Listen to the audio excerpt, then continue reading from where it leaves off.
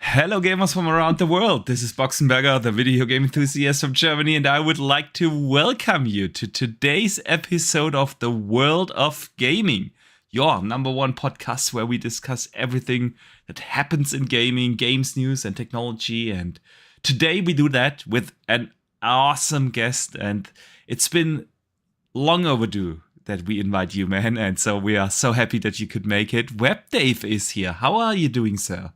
I'm doing fantastic. Thank you so much for the invite. I look forward to hanging out with you in Dutch today. Yeah, it's gonna be some fun. Oh yeah. It's definitely gonna be a lot of fun because we have some cool topics to talk about. It's finally looking that we have entered the final stage of the ABK acquisition, so that's definitely gonna be a big topic. But there have been some news announcements. There have game announcements. There have been some updates on game. Are you tired? I am, man. Yeah, you can tell already. Damn it. So we gotta talk about stuff. So that's for the preview of the topics. That's how have you been, man? Yeah, I'm equally tired. Don't worry. There's no doubt I'll be slurring my words as well. I'll try and keep you guys awake. Nice. Yeah. What would we do without you, Dave? What would we do without you? I'm here for you guys. I'm here for you. Yeah, that is awesome. Just clap if you see we're drifting. If we were drifting, then look. Oh, we're back. No, I'll drop a soundbite. Chaka Khan. There you go. Something like that to wake you guys up. Or here's a good one. Oh shit! Here we go again. There we go. There we go. A little GTA for you. There you go. Awesome stuff. But yeah, I'm good. I'm getting I'm off Diablo for a second. I know we're going to play a little bit on the weekend. That's fine. But in general, off Diablo for a minute until they fix it. And playing some Kingdom Hearts and some Final Fantasy VII Remake. So I'm good. The Final Fantasy VII Remake playthrough, man. I need to play that again before the Rebirth comes out. I love the Final Fantasy VII Remake. It's so good. Dave, what have you been playing, man? I actually have been playing the Diablo 3. It went on sale right before Diablo 4 came out. So I kind of jumped on that. It was like $10, something like that, and you got everything. All the expansions and Diablo 2 included. So I figured, what the hell? And so and I'm like, my son's like, Dad, we need. I'm like, I'll get to you. Let me finish this. Let me finish what I'm doing now, and then I'll get to the other one. So yeah, so that's actually where I'm at right now. Is the biggest part of my time is Diablo. Sweet. Plus, the anticipation for Starfield is just it's through the roof. The need is real. The need is real. Yeah. I had contact with the Xbox DACH team, so the German Xbox PR team. Been asking them for a review code, and they forwarded me to a ZeniMax PR group. I didn't even know that they exist here in Germany. So let's see. It would be awesome, and I would definitely love to do a review of Starfield. Because I cannot wait. Shout out to Tim the Sorcerer in the chat for a €2 super chat, and he says, "Just glad to be here live. Have a good show, guys." So thank you, man. I sure hope we're gonna have a good one. So I actually wanted to talk about, of course, Diablo, because I've been playing that like crazy, and there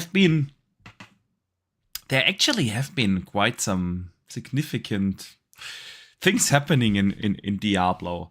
I'm gonna put on some gameplay here whilst we talk, but yeah, the patch 1.1 is out, and they nerfed everything, and especially the sorcerer. And guess what my character is? It feels the sorcerer. It feels like I'm throwing flowers at monsters now. I had such a badass build, and I don't know what they did. I get that they have to do readjustments a little bit here and there, and to keep the game at an equal balance, but this just is way too much, man. they nerfed it way too hard, and I have not seen anyone who's happy with it. So guys in the chat, let us know if you've been playing Diablo. What did you guys think of the new patch and all the nerfs that happened? Dutch, have you tried it? Yes. You're And falling Just been asleep happy. here. We need to keep you talking, man. You're falling asleep. I can't tell. No, I've definitely played it. This is my not amused face. Yeah. Oh, Oh. Not Not amused because I'm also a sorcerer, which has also been nerfed into oblivion. ooh, damn. Yeah, I noticed that C Money put in chat a little earlier before we got started. He wanted to know what is your best new character that you're rolling in Diablo now that they've nerfed the other one. that's I was going to do Necro, but apparently Necro's not as still. I mean, it's better. Of course, it's better, but I'm very much expecting that to get nerfed to oblivion next. Yeah. Mm. I'm considering that. I'll start a Necro build and it'll just get nerfed straight away. You know, like, what was it, 2 weeks ago when I told you about this awesome skill build I found, the, like, super awesome, super strong sorcerer build where I felt like, okay, this is way too OP. And that's what we got from this. You guys can blame me. Of course not. They are not paying attention here to me, but it's the sorcerer got nerfed really hard. Everyone who's playing, I've seen Mr. Badbit out there. He's pissed like hell because of the nerf. Everyone who plays the sorcerer is so annoyed. I've seen a lot of real good druids out there. The druid is really no fun to play through the campaign. Like level 1 to level 50, he is not really fun. But there are some real badass skill builds you can do in the end game.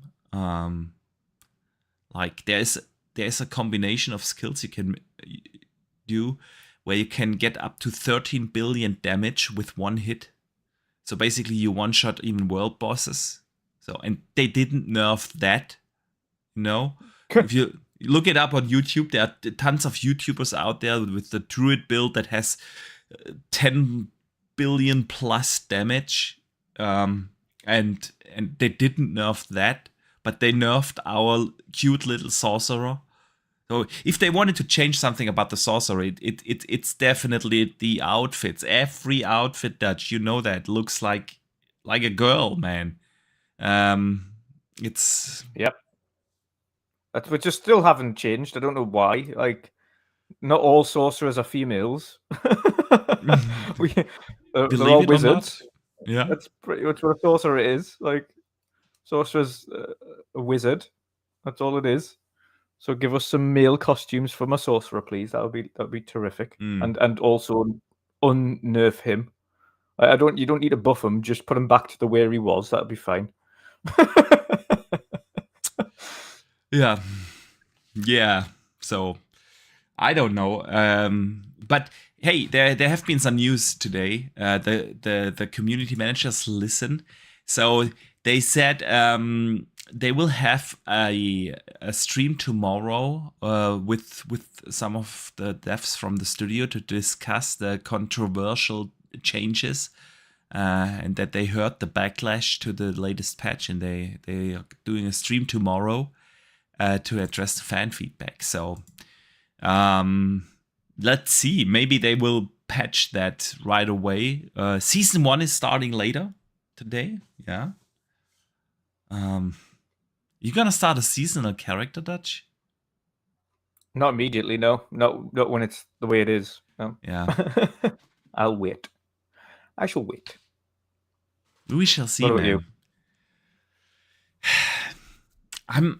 I'm still not done with my global character, so it's really the question whether you want to put the time in, in the character that you will lose as soon as season 2 starts, or the one you're gonna keep forever. I'm That's still what I don't torn. get about the seasonal character stuff, where you pretty much lose the character when it goes on to the next season. Like, that doesn't make much sense. Yeah. Like, I can understand if you can have a seasonal character that you take through the seasons. Yeah, okay, then I'll have that character and I'll take him through the seasons. But not every time a new season begins, I start a new character. Why?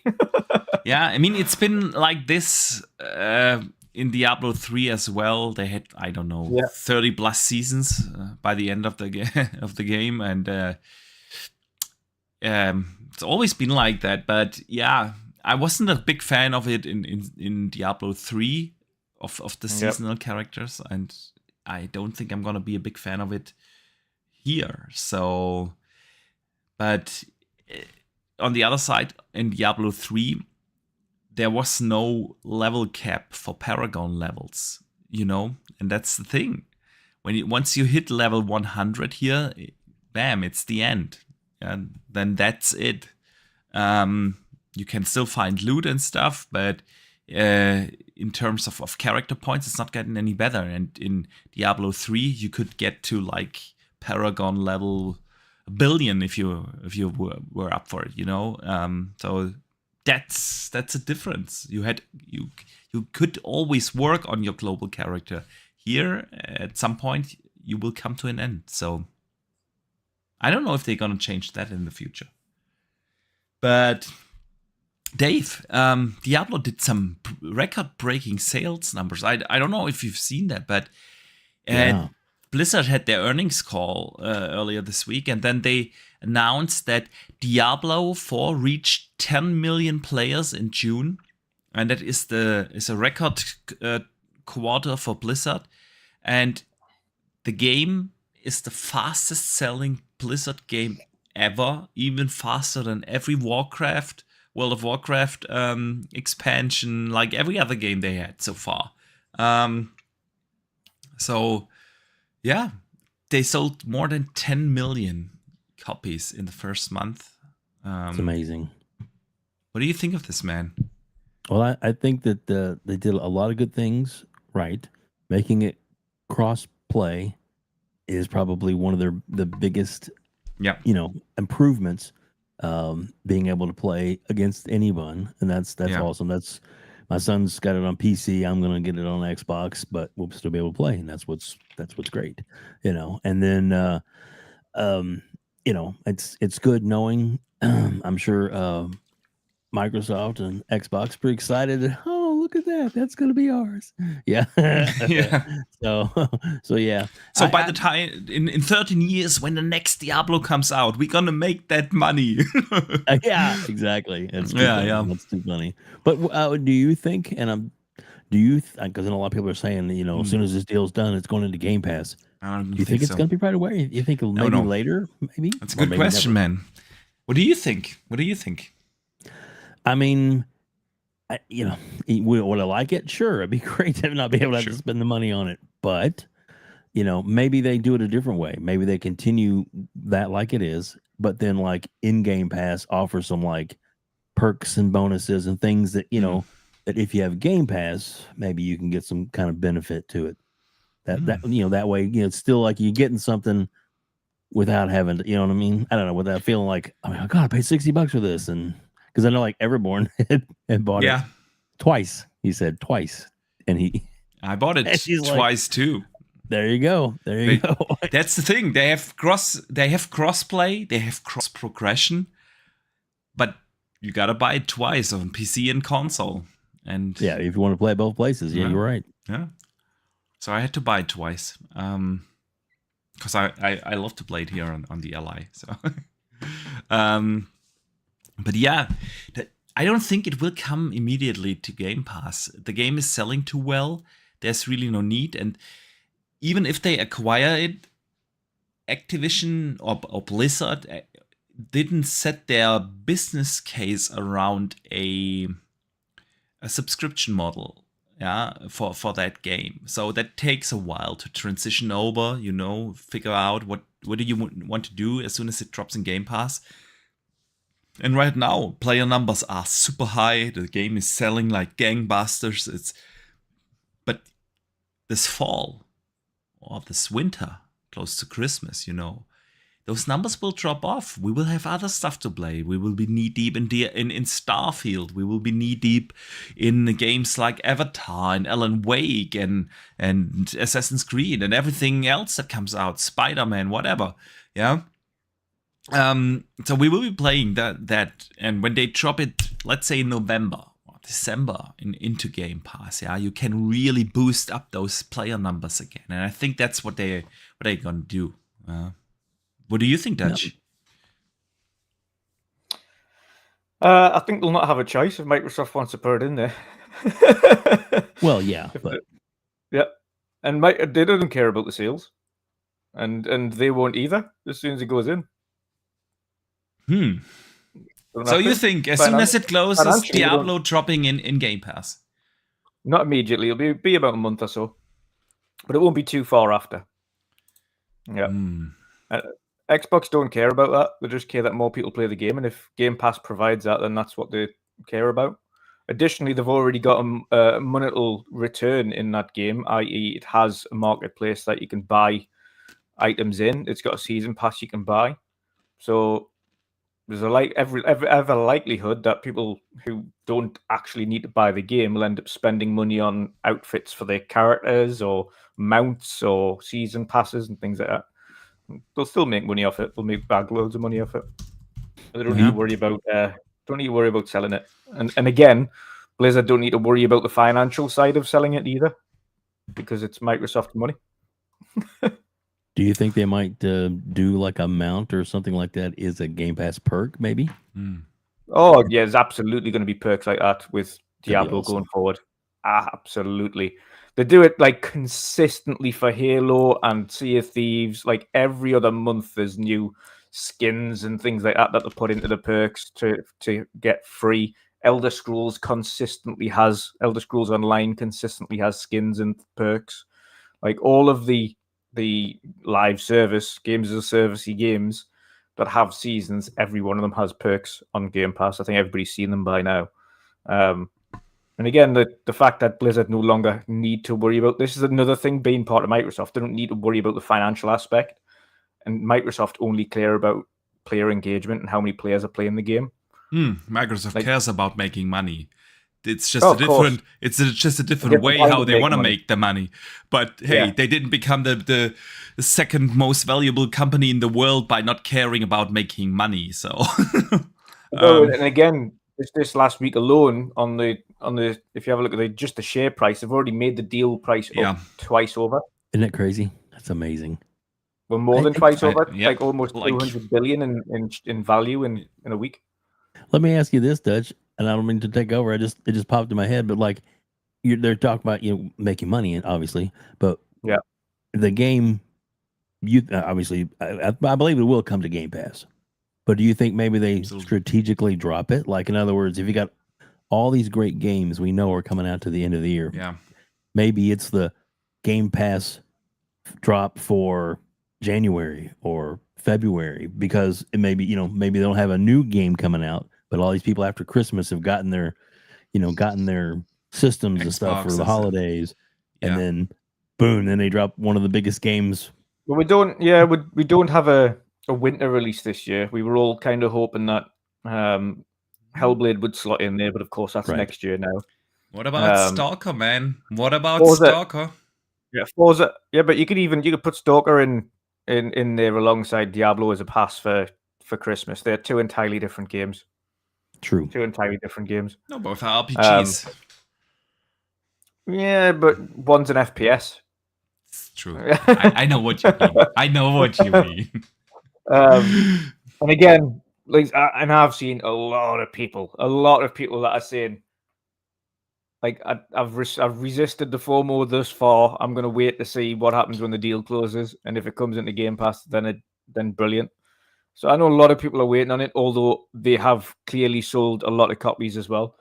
Obviously, all of us have got the copies of it, and so we're enjoying it. But I know the likes of Pat that would love to play the game, but wouldn't fork out the money for it, will absolutely be on this thing day one. And like I say, Microsoft, they're more convinced putting these things into Game Pass will drive Game Pass as a revenue stream, and then secondary, you've got things like your skins and your mounts and your season passes, etc. That generate far more than a singular purchase will ever generate. And that's the thing that I think a lot of people need to realize about sub-services on consoles, because they seem to try and, it's another thing, people always try to kind of marry them together. Like, okay, well, yeah, but look at Disney Plus and Netflix. Yeah, but Disney Plus and Netflix don't have any other means of purchasing that content on that subscription. So you can't go to Netflix and buy a film on Netflix. You can only subscribe. There isn't any other revenue generation method there. Likewise, Disney Plus, you can't do anything else with that on Disney Plus as a subscription. Yes, you can go to Disney.com and buy it, or go to a store and buy a DVD, but that's not directly through that subscription. I don't think you can buy DVDs anymore, dude. Well, almost Stranger Things on DVD, and that's Netflix. I've got season 1 and 2. But it's on Blu-ray, right? Directly on the Blu-ray, subscription. Yeah, directly on the subscription. There's no other method of generating money aside from that on a platform. But again, on consoles, it's a different story, which is why when people try to compare subscription services of film or music versus subscription services of consoles, it's an entirely different beast, because there's methods directly built into these games of within the content revenue. You get through the subscription service. You can still spend and make money. And you tend to find people are spending more because they've saved money on the game. So it's like, well, I haven't spent it, so I'll buy the season pass, or I haven't spent it, so I'm going to get a couple of skins. So yeah, true that. I still don't think you make a boatload more money from that than you do from selling one singular copy. True. You can, if people spend that. And I think that's obviously the business model. And obviously Microsoft wants to bring Diablo in Game Pass. But I'm with Dave here. I think they're going to place that strategically. And not just right away as soon as the deal finishes. Because I believe the deal will finish very soon. So we will talk about it a little later. But let's assume the deal actually closes middle of August. When are they going to drop it into Game Pass? Like 2 weeks, 3 weeks later, Starfield comes out. And another 3-4 weeks later, Forza comes out. Yeah. And then just release it a month after Forza. Because it is a subscription seller. Diablo is a subscription seller. And you don't need a subscription seller along with Starfield. You just don't need that. Yeah. And I'm with you. They don't care about the sales, at least not to the same degree as other publishers. Yeah, of course they care about sales. Yeah, they would love us to subscribe to Game Pass and still buy the game. That would be the dream. But yeah, and you tend to find a lot of people do, especially when you're talking about third parties. Like even on first parties, I guarantee going forward, even if the game's released into Game Pass, like I've done with Starfield, I'm not buying the entirety of Starfield, but I have bought the premium edition. So yes, I'm still me purchasing too. a form of the game. But there is still a lot of Xbox people that are buying the consolation edition. Yeah. And they are buying the game, and they're going out and doing it. And they're all subscribed anyway. I know. Yeah, and I always own and buy Forza Horizon, because unlike other games, Forza Horizon does leave Game Pass because, unfortunately, it has music rights that they did after a certain number of years they can't renew or they don't have the rights to. Expire. So there are some things that are worth just owning outright. So I still do it. I own Halo Infinite, unfortunately. But I own that. I own Gears. I always own the Gears games. So in terms of first party stuff, I still own the vast majority of them. But there's always a lot of benefits you get out of it. Like I didn't buy for Gears 5, I didn't buy 5 Busters, but I got that on Game Pass. Yeah. But I own Gears 5, so there's always benefits there for Game Pass users regardless. And there's still a lot of games in there. I always use Game Pass specifically for games that I might not necessarily buy, and I'm going like kind of unsure on. And then they drop in Game Pass, and I'm like, sweet, I'll have a look at that, and if it's good, then I'll get it. I've done, especially indie games, end up spending loads on after the fact stuff even if I've beat the game, I'll be like, yeah, I enjoyed that enough to give them money for it. Or Dude, additional why money. are you holding your phone into the camera? Like, woo! I don't know. No I idea. don't know. I was replying to something at the same time, so Let's do that. If that's the new thing whilst podcasting.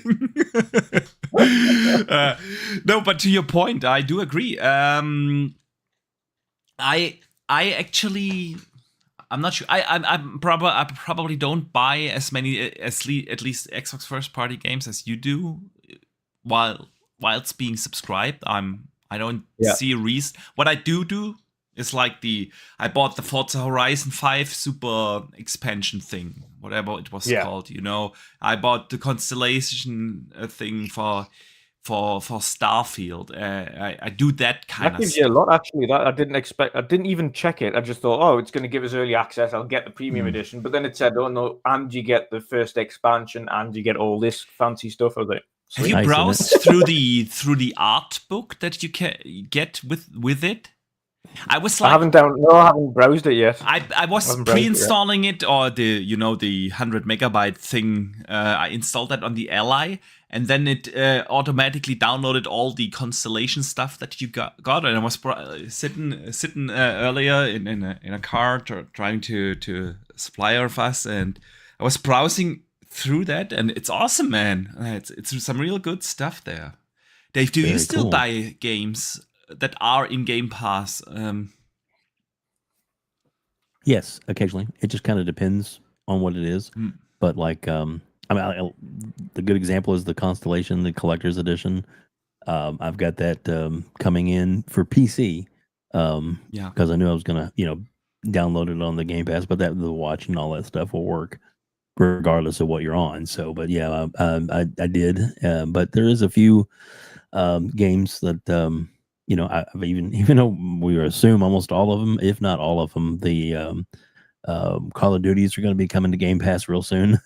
With the server fix, I'm kind of like, ooh. So I started thumbing through the sale yesterday, and about picked up a couple of them. So yeah, nice.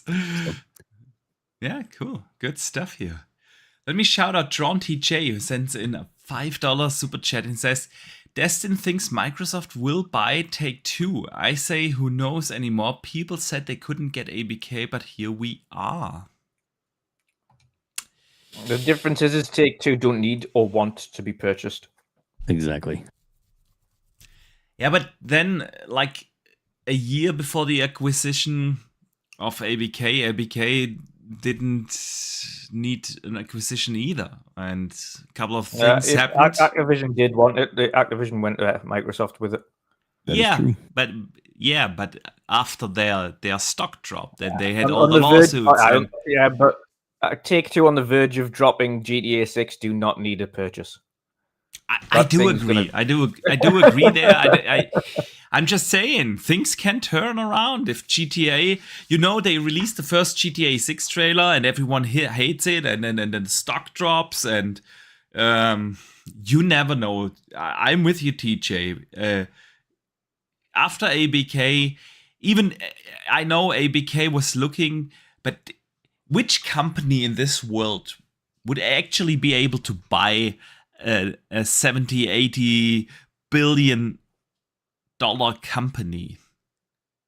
Who has the funding? It's not like, and the same goes for Take-Two. There are simply not that many players out there that would be able to afford it. And so who knows anymore? Dave, what do you think? What's Sorry, my mic is messed up there a little bit. Yeah, sorry. No problem.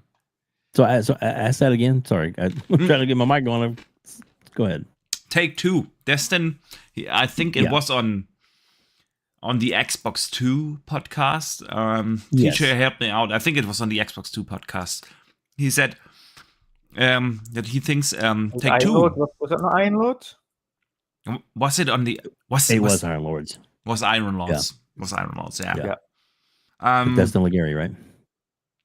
Yeah, with Destin. That Take-Two could be the next acquisition from Microsoft. He thinks so. That's for sure, and it kind of caught everybody off guard. I mean, would it be that would be awesome? But that's such a. I mean, if we thought the ABK deal was hard to get through, it seems like Take-Two would be bigger. Maybe not, but it just seems like and they're still making money off their last game, and they have a really good rapport, with Microsoft now. I mean, the guy that's in the CEO of Take-Two came out in support of Microsoft Xbox during the trial. So Strauss Zelnick, yeah. That's it. Yeah, exactly. So, the guy who always does magic tricks when he's on stage. There you go. At the same time, what other than going in Game Pass, what benefit does it give Microsoft as a company? Yeah, exactly. I really GTA. I mean, come on. That remains multi-platform forever. Yeah, I would think so. 160 million copies sold. Maybe exclusive. That's never going on. That is never not buying going. I mean, they would only take it away from one platform if they. No, but they wouldn't. No, but even then, that's 160 million copies sold. They're not shifting that from any platform. That's just GTA 5. Like the series just sold 370 million copies. Yeah, I know what you're talking about, but that's not. Yeah, that's remaining multi-plat as a company as well. And you've got to look at it the way that Microsoft look at it when they purchase anybody. Is what else do they bring to the table aside from IP? And Take-Two have just IP. Yeah, but they've got the IP. Yeah, they've got big IP, but that's it though. And it's not like it's an IP that fills a gap. Right. Because realistically, if Microsoft wanted exclusivity or advertising rights or to put it into Game Pass, they could just pay to put it into Game Pass. And that seems to make more sense to me. Would be to do that. To get instead the of spending advertising what would be an inflated price, because essentially the company's worth 22 billion, 24 billion. Yeah, shout out to John TJ. He sends in a $2 super chat saying exactly that. Take-Two is 22 billion. Is that true? That's not the purchase. Yeah, it is. That's the current market cap. It's the current market cap, but you don't and buy you would that. have to no, you would have to buy it like 30, 35 somewhere in that ballpark. Then it seems still like a steal 40. To me. Yeah, because if they want to put GTA in Game Pass, that's alone a $10 billion deal. I don't think that would make sense. It would be simply too expensive if you still have that multiplier on everything and you have to pay the fee. So then an acquisition seems way more logical. And TJ also follows up with the $5 super chat and says the Take-Two CEO said last year that he was considering selling. Yeah. I mean, the CEO can consider anything, but as somebody else rightfully pointed out, it's not up to him. True. Very true. Now, but he plays a role in that. We cannot. He does, but his shareholders can go no, and then he has no role in that. Yeah. Wouldn't it benefit Microsoft more if they did the marketing rights to GTA and whatever else is coming out for Red Dead series? And we've already got GTA. Like GTA is in Game Pass as right now. No, I know, but I mean like 6. Yeah, but it's a 13-year-old game. Like the marketing when it comes out, and then. It seems like they talked about getting something in Asia, so it makes more sense. Yeah, and Dave, I was going to say, even and especially with GTA, you wouldn't even need to put GTA in there for long. And to be fair, it would also generate them more sales. You could put GTA in there for like 3 months, a very short window. People would play it. They get addicted to it. They get the online, blah blah blah blah blah. It drops out of Game Pass. Everybody buys it because they want to continue playing it. There you go. And if you get it while it's in Game Pass, you get 20% off. Yeah. Before it goes. And people buy shark. You know how it works, shark cards and all that malark. I see. you two have figured that out. I don't think it will happen, but for another reason. I think if Microsoft would see the possibility to get them, I would assume that they would try it to get it because it's simply too big. It's too big to not have if you have the opportunity to get them. And let's assume, I don't know, if market cap is 22, they would buy at 30 or 35. Or 35. for the sake of argument, it's 35. The deal would still be so big that it would be or would get scrutinized again. And they would have to go through this process again. And I don't think that they want to do that Not again. soon. Not anytime soon. And that's if they, couple of years is a different thing. The argumentation would be very different because this time around it was always like, we are third in place, we can't compete with Sony, we can't compete with Nintendo, we can't do this. And now this argument becomes a little bit harder. If you can't gain market share, okay, but you can compete now. You can. Yeah. So it's up to you to actually do so. So this argument, we can't compete, is gone with the next acquisition in that magnitude. Yeah, so that's why the games of magnitude, Red Dead and GTA, the ones that actually matter and the ones that generate your money, released once every decade. Yeah. So like, what's the actual benefit to you there? Because it's not. I mean, not like but it prints money for a decade as well. Yeah, like you say that, but it also expends money just as quick as it makes it. I mean, look at the finance reports. It's like it's a money printer, dude. But it also, you also see the finance reports, how much money that they've got to pay out on rights for that game, music rights consistently for the radio, the rights for the people, the actors that are in it consistently. Everybody that's connected to that, there's a lot of outgoings for that game, including the servers, keeping the servers up all the time. Yeah.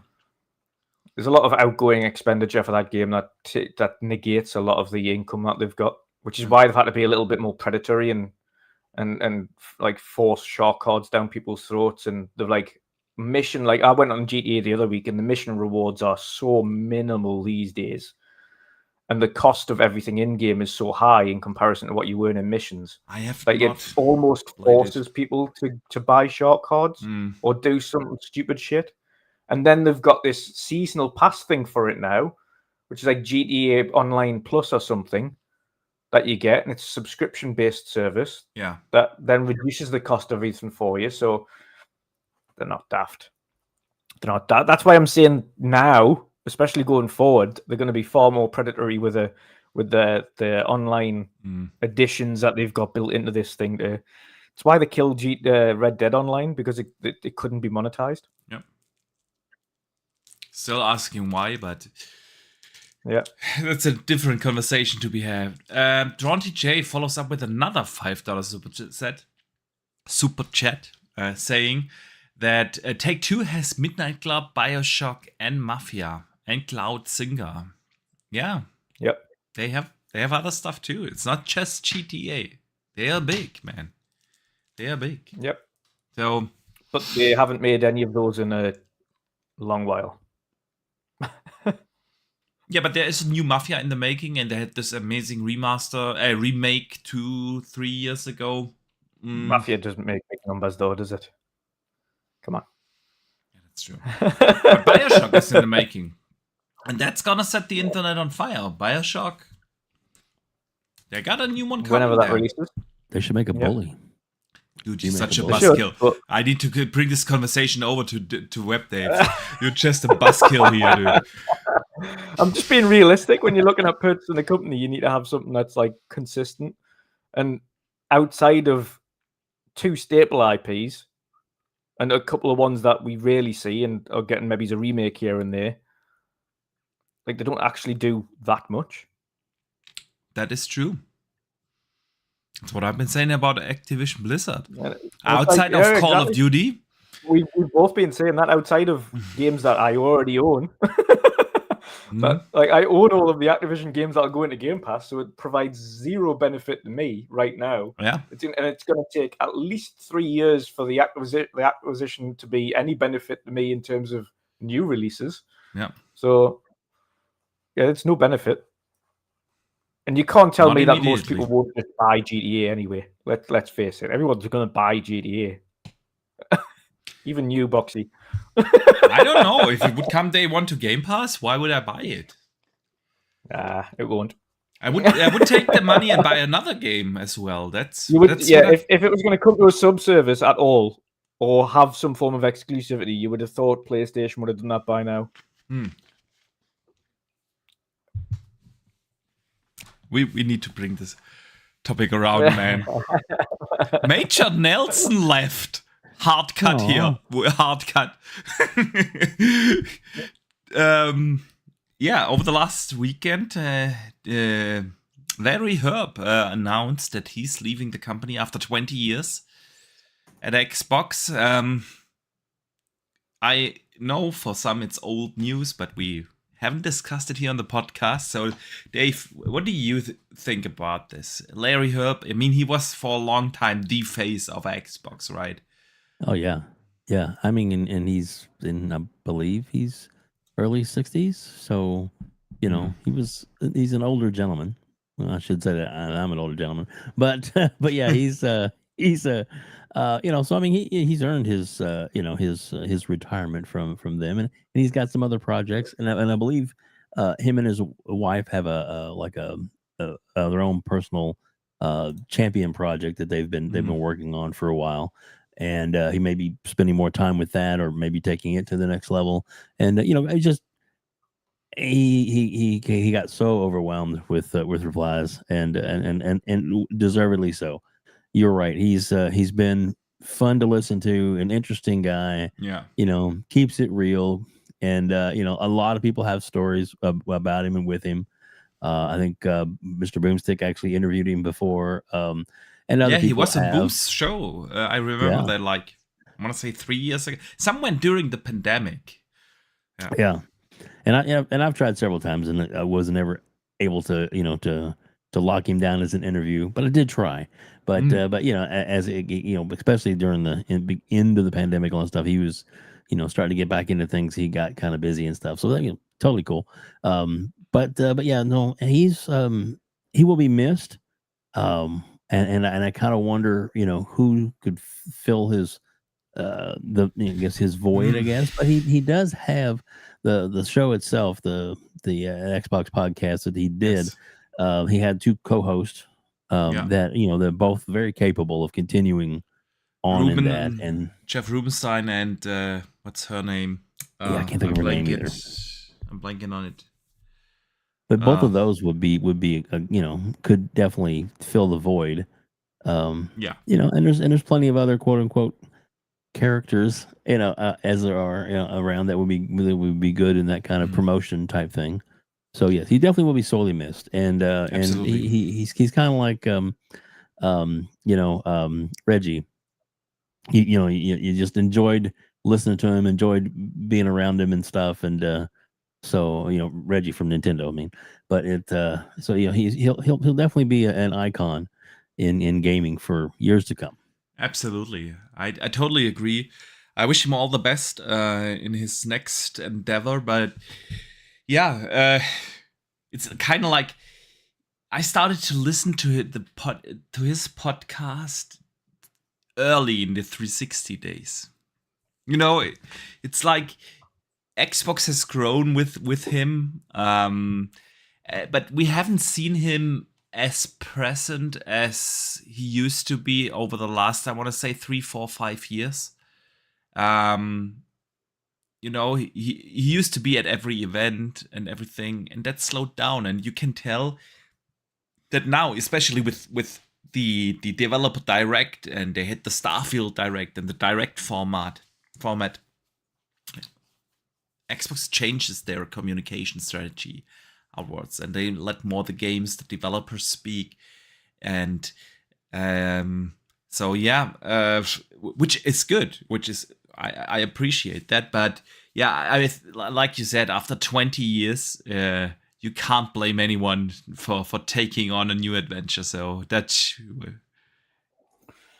exactly the same. To be honest, it's Major Nelson's been there since I can remember, and there was the other two British guys as well that did the show on Xbox for a bit. I've forgotten their names now. AC Bongos and no, he's a Scottish guy. It was way before that. way before that. There was two. I remember that one lady he used to have as a co-host, but she went to Apple like 10 years ago or so. Yeah, I don't know whether or not, to be fair, I could just be thinking of the UK one, but there used to be a show. So you had Major Nelson, of course, doing a lot of the shows, and of course he's been there since day dot. But then you had, and across the years, there's been some awesome little creators that have done cool shows and things on Xbox. And that's one of the things that Xbox do really well, and have done well since Xbox was started. They have their own kind of weekly roundup or weekly show, and full streaming and things like that themselves, so they keep in touch with the community and actually play games with the community with these guys. So they do that stuff really well, and Major Nelson's always been a really big part of that. He's like he's one of those presenters that you kind of always associate with a brand. Like if you're watching, for instance, in the UK, you watch Match of the Day, and you've got your famous presenters there that have, of course, retired and things now, but you've always grown up with them. And Major Nelson's exactly the same for Xbox. He's always been there, and it's been weird not seeing him be as active with the brand over the last few months as he has in the past, and it's obviously took a step back. And now, of course, he's completely taken a step back from Xbox duties, and he's moving on. So it's going to be strange. It's going to be really weird to see who takes his place. I know we've still got AC Bongos and a few others, but yeah, it's not quite the same without big Major Nelson. Definitely not. Absolutely. I accidentally hit a weird ass button on OBS, and I have no idea what happened. Like, OBS is split in two halves now. Have you got studio mode on? I'll bet that's it. No, it's not studio mode. It looks like split screen. I've no idea. Sure, I sure hope it looks good. I just wanted to change the gameplay, man, because I ran out of gameplay. I hope that it looks good I hope it looks good on YouTube, because it looks weird as hell here on my end. Let's take a look. It's perfectly fine on YouTube. You're good. Yeah. We always have a little delay to YouTube, so that's the thing. Yeah, but it seems to look good on YouTube, so I'm gonna fix that later, whatever it is. Well, I look good, so it's really all that matters. As long as your guest looks good, that's all that matters. That's all that matters. That's all that matters. Indeed, it does. Indeed, it is. Oh, good Lord, OBS. Everybody Stuff, like Sean, I see you button. in the chat. It's not the pineapple on pizza express order button. Shut up, dude. Everybody hit the like button. There's 40 likes and there's 92 people watching. Come on. Yes. Hit the like. Yes, Hit the like. absolutely. Share it out. That would be cool, guys. It helps these little shows out if you could just do us this quick favor. Hit the like button.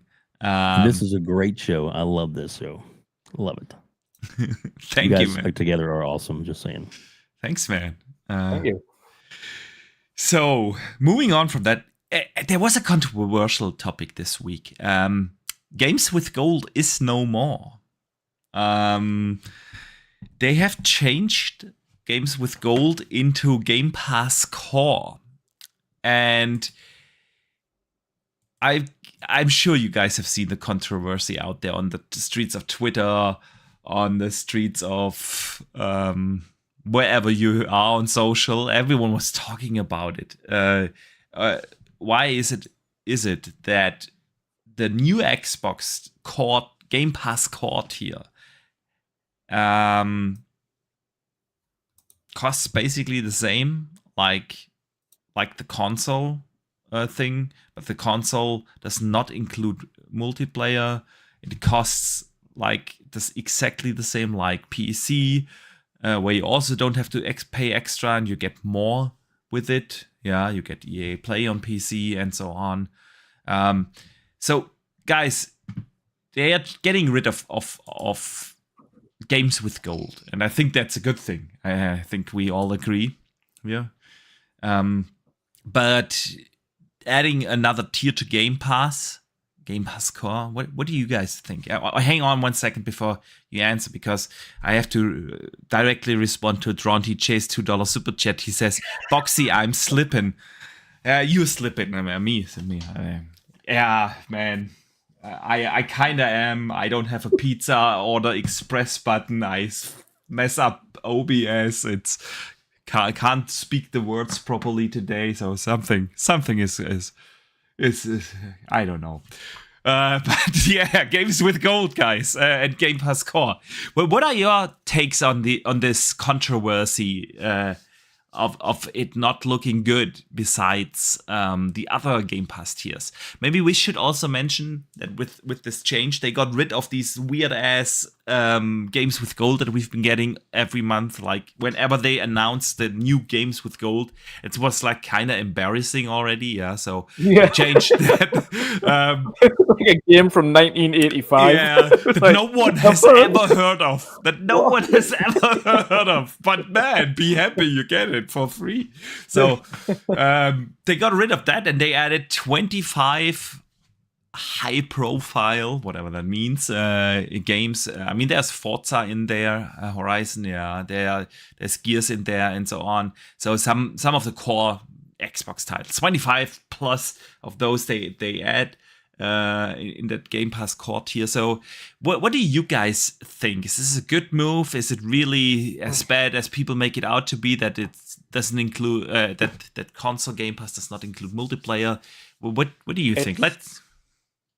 Let's hear our guest first, man. Go on. Come on. Before I ramble. Yeah, exactly. Once you start talking, I can't stop you. So I want to hear Dave's thoughts first. Poor guy. Poor guy. Oh. We're both the same. Yeah, goes down the same route. I'm just like, right, I'll just sit back and. yeah. Like I went on the rant for like 40 minutes yesterday on your show. Well, I say that I'm glad they're getting rid of gold. I think it's long overdue. I believe probably you premised it that probably the last year or more, the quality of games that were in gold were sorely lacking as far as, in quality, enjoyability, or excitement levels of, ooh, I get that. Yeah, absolutely. Yeah. So probably it was intentional to kind of downplay it. And it used to be like 4 games, it was like, you got 2 one part of the month and a 2 the next part, and then again to just 1 in every 2 weeks there'll be another one that drops, and he trickled them in, and now it's another month or so, and then they're all no longer going to happen. I think it's a good thing. The games that you're going to get, I mean, if you're looking at, you're paying the same price, it rolls in. It also has the yearly advantage, which means that if you pay by the year, it's still just $59 a year for the year subscription to it.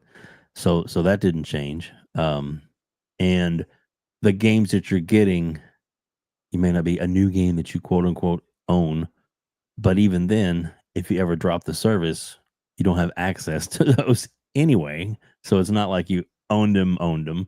It's owned them as long as you had the service, had access to them.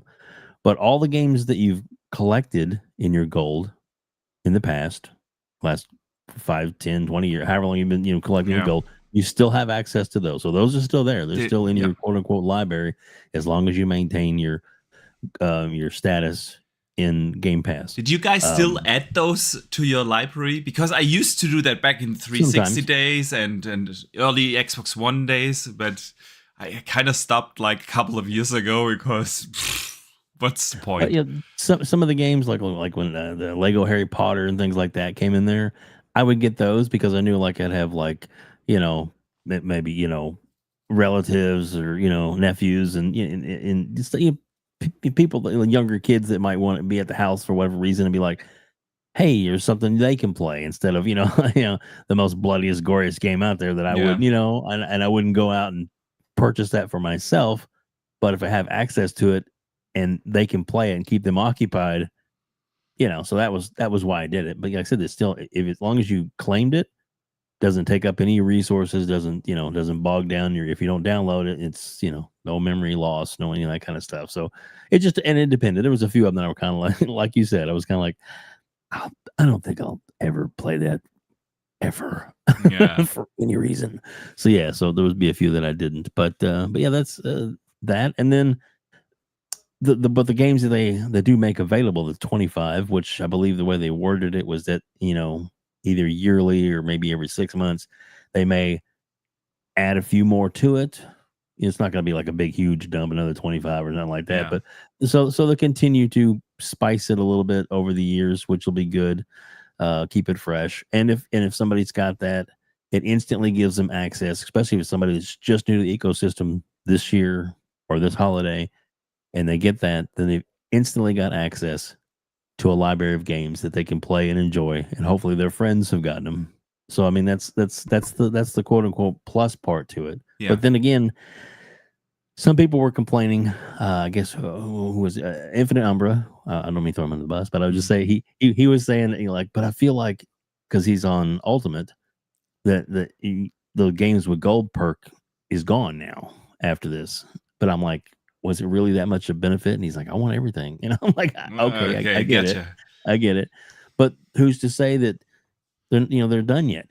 There's been rumored about this quote unquote the free tier that's coming, maybe the $4.99 with ads. That rumor has been floating around for a long time now. Yeah. Boom's always thrown around the possibility of what about now that they're going to have all this a mobile game pass, and maybe that's something that they could include that in Ultimate as well, like just to keep the incentive to continue to build that. And hopefully one of these days, knock on wood, knock on whatever, that we're going to get the family plan at some point. I'm still holding out hope that will. I know they pulled the testing, so they pulled the testing exactly. So maybe they're doing that because they're going to come back, instead of it being $24.99, maybe they're coming back at $29.99. Yeah, something like that. Or $34.99. I think it didn't work out business-wise. Too many people used it on too many levels. They were losing too much money. So something didn't turn out the way they wanted with that family plan. So I wouldn't expect it to come anytime soon, honestly. They will probably have to rethink everything and probably do another test phase then. So yeah, maybe. Yeah. But Dutch, what do you think about games with gold and Gamepass the base subscription, not having multiplayer and all of that? Yeah, so obviously I'm glad Games with Gold is gone. We've been telling them for a long time to get rid of Games with Gold and the base Xbox Live Gold thing, because it just wasn't anything to anybody anymore, especially when they had Game Pass, which offered online multiplayer and all of these games. Like, it's just drop it and just focus on Game Pass. What really would have made more sense is just to drop Gold entirely instead of having a core version, and whatever the console one is, just add multiplayer to that. But what you've got now is you've got core, you've got console, and you've got ultimate. Granted, there's a PC tier there as well, but that's neither here nor there. Like, you buy a brand new gaming computer these days, you get free ultimate. I've still got free ultimate I haven't redeemed on mine, because I don't need it, because I've got ultimate. But the purpose is like, why have you still got 3 tiers? Like, I don't understand the purpose of console now. But the purpose of console is now irrelevant. People keep saying, yeah, but what if you don't want to buy the ultimate one? But why would you get console? Like, console is entirely irrelevant now. Like, yeah, but then people might be able to play it offline, and then they can play the games. I'm like, but half of the games on Game Pass are multiplayer games. You probably even more than half, yeah. Yeah. So why would you get the console without multiplayer? And if you get the console version of Game Pass, which a lot of people will accidentally buy in store, but what ultimate console? Okay, we'll get console one. They don't need ultimate, and then they don't have multiplayer access. So then they can't play the games that are multiplayer. Yeah. and then you have to upgrade to Ultimate anyway in order to play it, or downgrade and lose the games and get core. So See, it's like at this point, it's a case of like, why didn't you just ditch that, add the gold multiplayer to the console version, and then you have 2 tiers. You've got console PC, which are 2 separate versions, of course, naturally, because they're 2 separate systems, but console PC and Ultimate, which covers both. That's really what they should have done. What I think is this is too complicated. I mean, the core and console version are only one bug apart. So one is 10, the other is 11. It's too complicated. This is way too complicated for the regular people. They think, hey, if I'm paying the 11 bug thing, I get more. But no, one side is taken down, but you get a little bit more games. It's like you have to have this linear. You have the core. Okay, keep that. Yeah, it gives you access to 25 games plus multiplayer. But then have. Can I cut in a second? Yeah, sure. I just want to address, especially for people in chat that say I don't play multiplayer games. There's a lot of single player games that require online to play. Yeah, which are included in single player that you cannot play without online. That is part of the problem. And that's a DRM thing. It's not your issue. It's not like people in chat's issue. There's a lot of games on that service that require an online connection in order to play, even single player. Yeah. That's even true. If you wanted to play some of these games, you can't play them. Yeah. I mean, let's look at this realistically. Not much has changed. They basically changed the name. They got rid of the games with gold and gave you 25 Game Pass games for it. That's it. That was the change. But now that it's within the same brand, it's just weird that you have the cheapest one gives you only online multiplayer and 25 games, and then you get the next tier, the middle tier, that removes online multiplayer, but you get additional games, the full library, but you can't play them all because only half of them can be played without multiplayer. And then you have the highest tier where you get everything. It's like just so weird. This middle tier in the middle does not make much sense anymore. So this is what I just think. It's complicated, unnecessary complicated. But the discourse out there was like as if Microsoft would have taken something away from people, which they obviously have not. Yeah, I mean.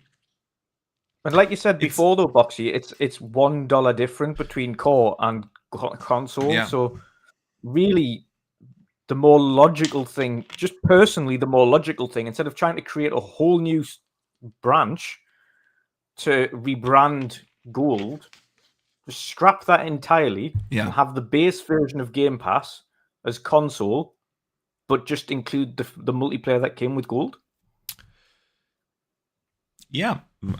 If I would have structured it, I would have keep the core thing, the next higher tier, you have still multiplayer online, plus the entire library, and then you have the ultimate thing where you have online, you have the entire library, you have xCloud, and you have PC.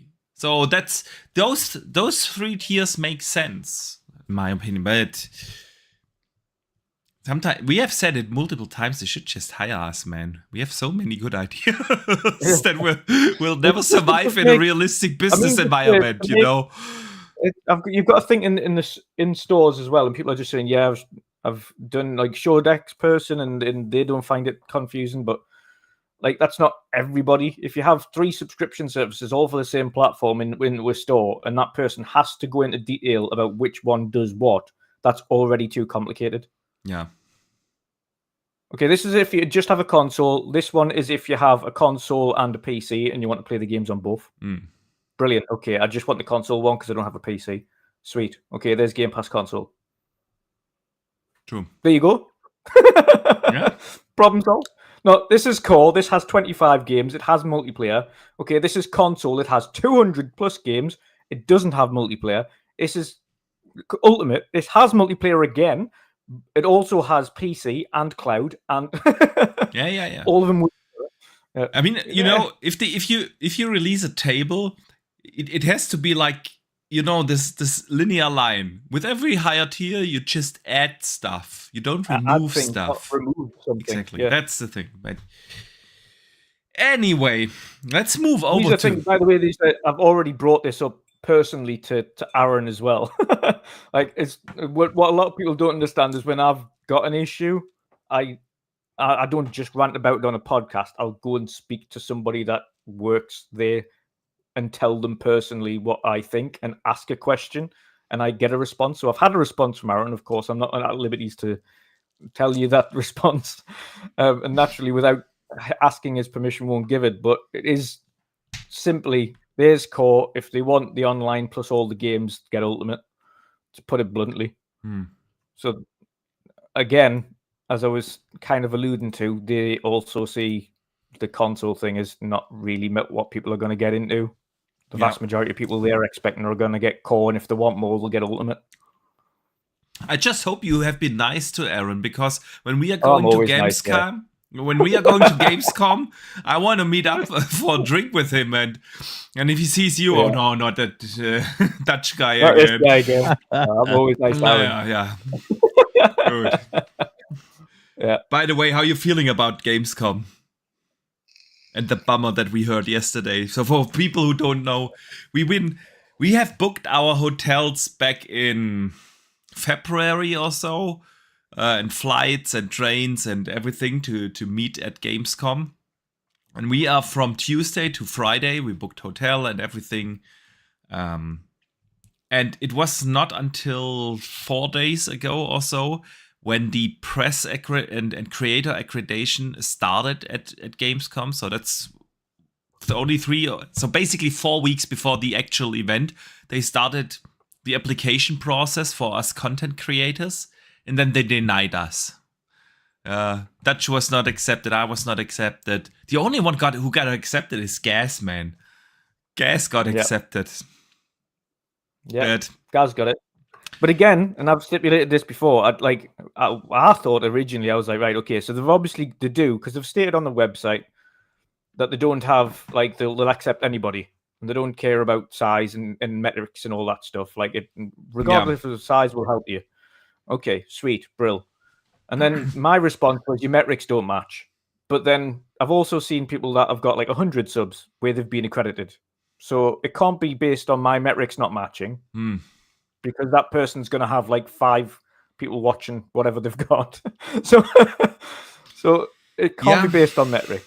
And you can't tell me my channel doesn't have the metrics if a channel with 1,900 less subs has no metrics either. So it can't be based on metrics. So what are they judging it based on? I don't know. We've also, and likewise, even I've got a small channel, but likewise, there's been 70,000 subscriber plus channels that have been going for the last decade that also haven't been given accreditation this year. So fuck knows what's going on. It's so weird. It's the vast majority of people that have got the issue is the fact that the accreditation was so close to the event that it's ruined a lot of things. People that have been there for the last 10 years have got press meetings already booked in with these developers. They're expecting them to be there because they've worked with them for the last decade and now can't be there. And the press guys are like, what is going on? What's going on with the accreditation? Yeah, I don't know. It's like you said, everyone has booked hotels, flights, and whatnot, like 4 weeks before such an event. And if you think E3 is big, like, no, Gamescom is like 10 times the amount of people, 400,000 attendees this year. It's like crazy. That's why we booked so early. Obviously, it makes sense. So either have the accreditation early in the year, like in January, February, so that that people actually know whether they can go and get their stuff together. But everyone has booked 4 weeks in advance.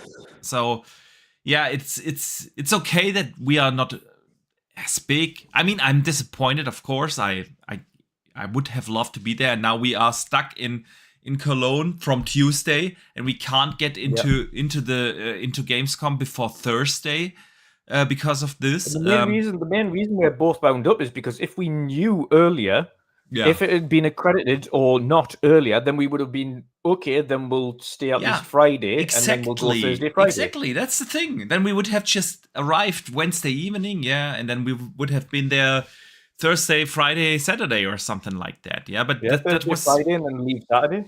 Yeah. That's the thing. But it's because we booked everything miles in advance, waited for accreditation. Like every festival in the world, or everything you go to, usually when they announce the date, they go, okay, sign up for the newsletter and you'll be notified. Yeah. Okay, brilliant. And then they're like, right, a year in advance, tickets are on sale now for the event then. If something happens to the event, refund the ticket. And that's the thing, that the ticket sale has been going on for, I don't know, 4 months or so now. Yeah. The tickets have been out there early, but the press thing not. So, yeah, man, we have to find plan B. I mean, we already talked. Plan B is just getting drunk for 2 days and then start Gamescom. Now, you'd say that Gaz is going out early? Gaz is going out. Yes. Well, maybe you can talk to him and be like part of his entourage or his they don't allow that detail. anymore. They only allow one guy. We already checked that because we know John from Xbox Era is also coming. Yeah, they also got accepted, but again, they don't. That was the actual plan B, you know. Even on the press accreditation, they don't even give the +1. Oh wow! Okay. He has to reapply for his partner, and under a separate accreditation for themselves. Right. Yeah. But there's no guarantee that partner will get it, which means that he could end up going in by himself. That's crazy. That is it is crazy. Definitely well run, well done. Especially like you said, it's one of the biggest shows anywhere for gaming, and to be this poorly, I guess, ran or put together. That's not good. Not good at all. Sorry for you guys. I feel for you. Maybe Gaz can go prop a back door open or something. He can sneak in. We'll figure something out. I look at it this way: the show floor is only open until a certain amount of time, and after that, maybe as the guys start coming out, be like, "Hey, Phil, come over to the talkies." Go there. When Gaz comes out, you know what I just played? I played Starfield. I'm gonna smack him over, and then we're gonna have a great time. Anyway, regardless of that, a lot of people out there from the community, from the content creator scene, it's gonna be still a blast. And there's still possibilities that we may end up at some other things there as well. So we'll see. I'm sure there's other side events and stuff, and maybe you can still hook up with Aaron or somebody like that. Exactly. We're still hoping for FanFest. It hasn't been announced officially yet, but we assume it's going to be there. So there's stuff to do. There's stuff to do. Yeah. No doubt. Well, here's hope for you guys, man, because you guys deserve it. So thanks, man. So you know what else was poorly organized other than the Gamescom content creator accreditation process? The arguments of the CMA. So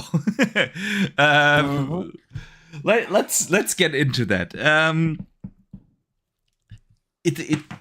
Over the last days, so many things happened that it's kind of hard to remember. So I have taken notes. What happened since last Thursday, since we had the podcast? There a lot of things happened. Yeah, the FTC in the US. That was Friday, the day after our podcast. Lost again. Yeah, they tried to appeal Judge Corley's decision, and they lost. So that happened. Microsoft announced on Sunday the binding agreement to keep Call of Duty on PlayStation. So good old Jimbo got cold feet. Yeah, and because nobody really knew. I know Dutch is telling us now. He's like, I told you so. But no one really knew. And there was a realistic chance that it could have been closed on Monday or Tuesday. Can I turn off that camera? I don't want to see that smirk. This is about competition. Let us have competition. Exactly. So at least we didn't make a bet, because I still remember our Forza bet, dude. Yes, I remember the Forza bet. You're getting your beer, don't worry. Yeah. I'm just saying.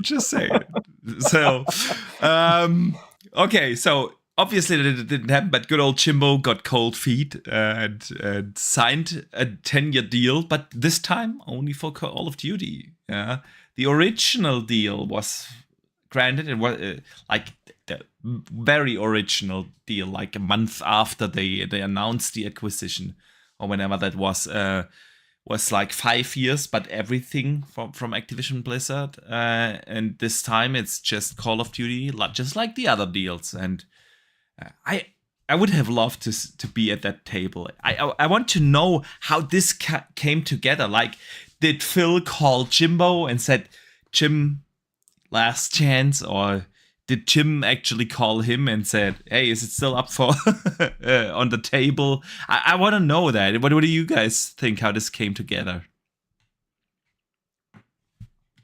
Go ahead, Dutch. How the deal with Sony came together, or how the CMA thing came together? No.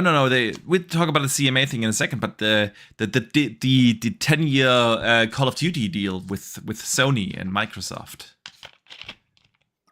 Yeah, it's a bit of a strange one as to, and I mentioned this yesterday. I find it a little bit more strange that Sony chose to forego IP in lieu of revenue. They chose to put revenue before the consumers, in my opinion, on this transaction. You were given the opportunity to do, and the wording was well in the email from Phil, which was available to them. You can have all Activision titles, including remakes or updated versions of classic titles, up until 2027. And of course, all contracts are renegotiable. So when you get to 2026, you can start discussing renegotiating beyond that. That's what contracts are there for. So you can go back to Microsoft and say, listen, we want to extend it by a further year, 2 years, whatever it is, and then hash out a deal. However, you get COD, and you get every title from Activision Blizzard up until 2027, including newer versions of titles that come out until that point. And they said, nope. And we want 10 years Call of Duty. We want what others have got.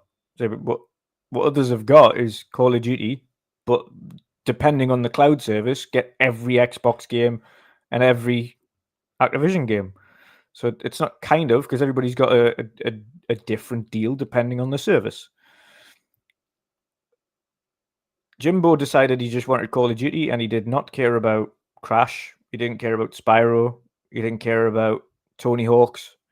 He didn't care about he didn't care about Diablo. He didn't care about StarCraft. He didn't care about Soldier of Fortune. He didn't care about so many titles. But all of those games, you see, I've told you that already. The next Diablo would not be in a 10-year deal.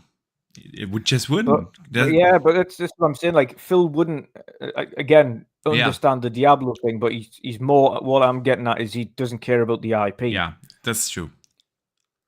And especially when Phil's elaborated in the email, future versions before 27. This is so future versions of Activision IP that will be coming out of current games.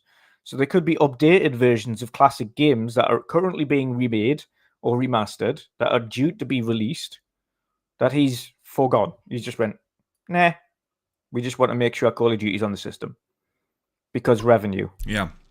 Not any other reason. They're never going to take Call of Duty off PlayStation ever because it makes too much money for them. Like, it's a really easy one for Microsoft to keep the game there, even without the contract. That's why they signed all those 10-year deals. They didn't Yeah. even think about this. Didn't This need makes to. sense for them. They kind of Yeah. need to, yeah. So it's like it's as if Jim thinks he's got a good deal, but realistically, Microsoft's never going to take it off you, Jim, because it makes too much money for Microsoft to have it on PlayStation. So you didn't need to sign a deal for that. Realistically, if you're a smart man, you make a deal for the other IP. You go, okay, so what else is coming out? What games for Activision Blizzard are coming out within the next 5 years? Yeah. Okay, we've got this, and this, right? I want a 5-year deal for everything else, including Call of Duty, to make sure. But we know Call of Duty's never moving.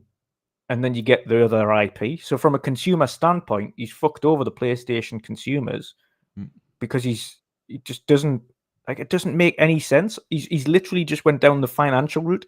And from a business perspective, that's what he's there for, granted. But when are they going to start putting the consumers first? Is what I want to know. This is the thing. A lot of PlayStation fans don't do. They keep driving the drum on sales. You don't play sales.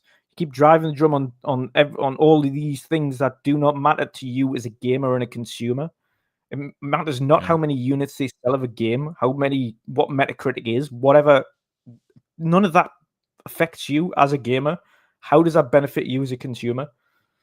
What Jimbo should have done for the consumer is ensured the best contract that keeps as much of the Activision titles on that platform for as long as possible. Yeah.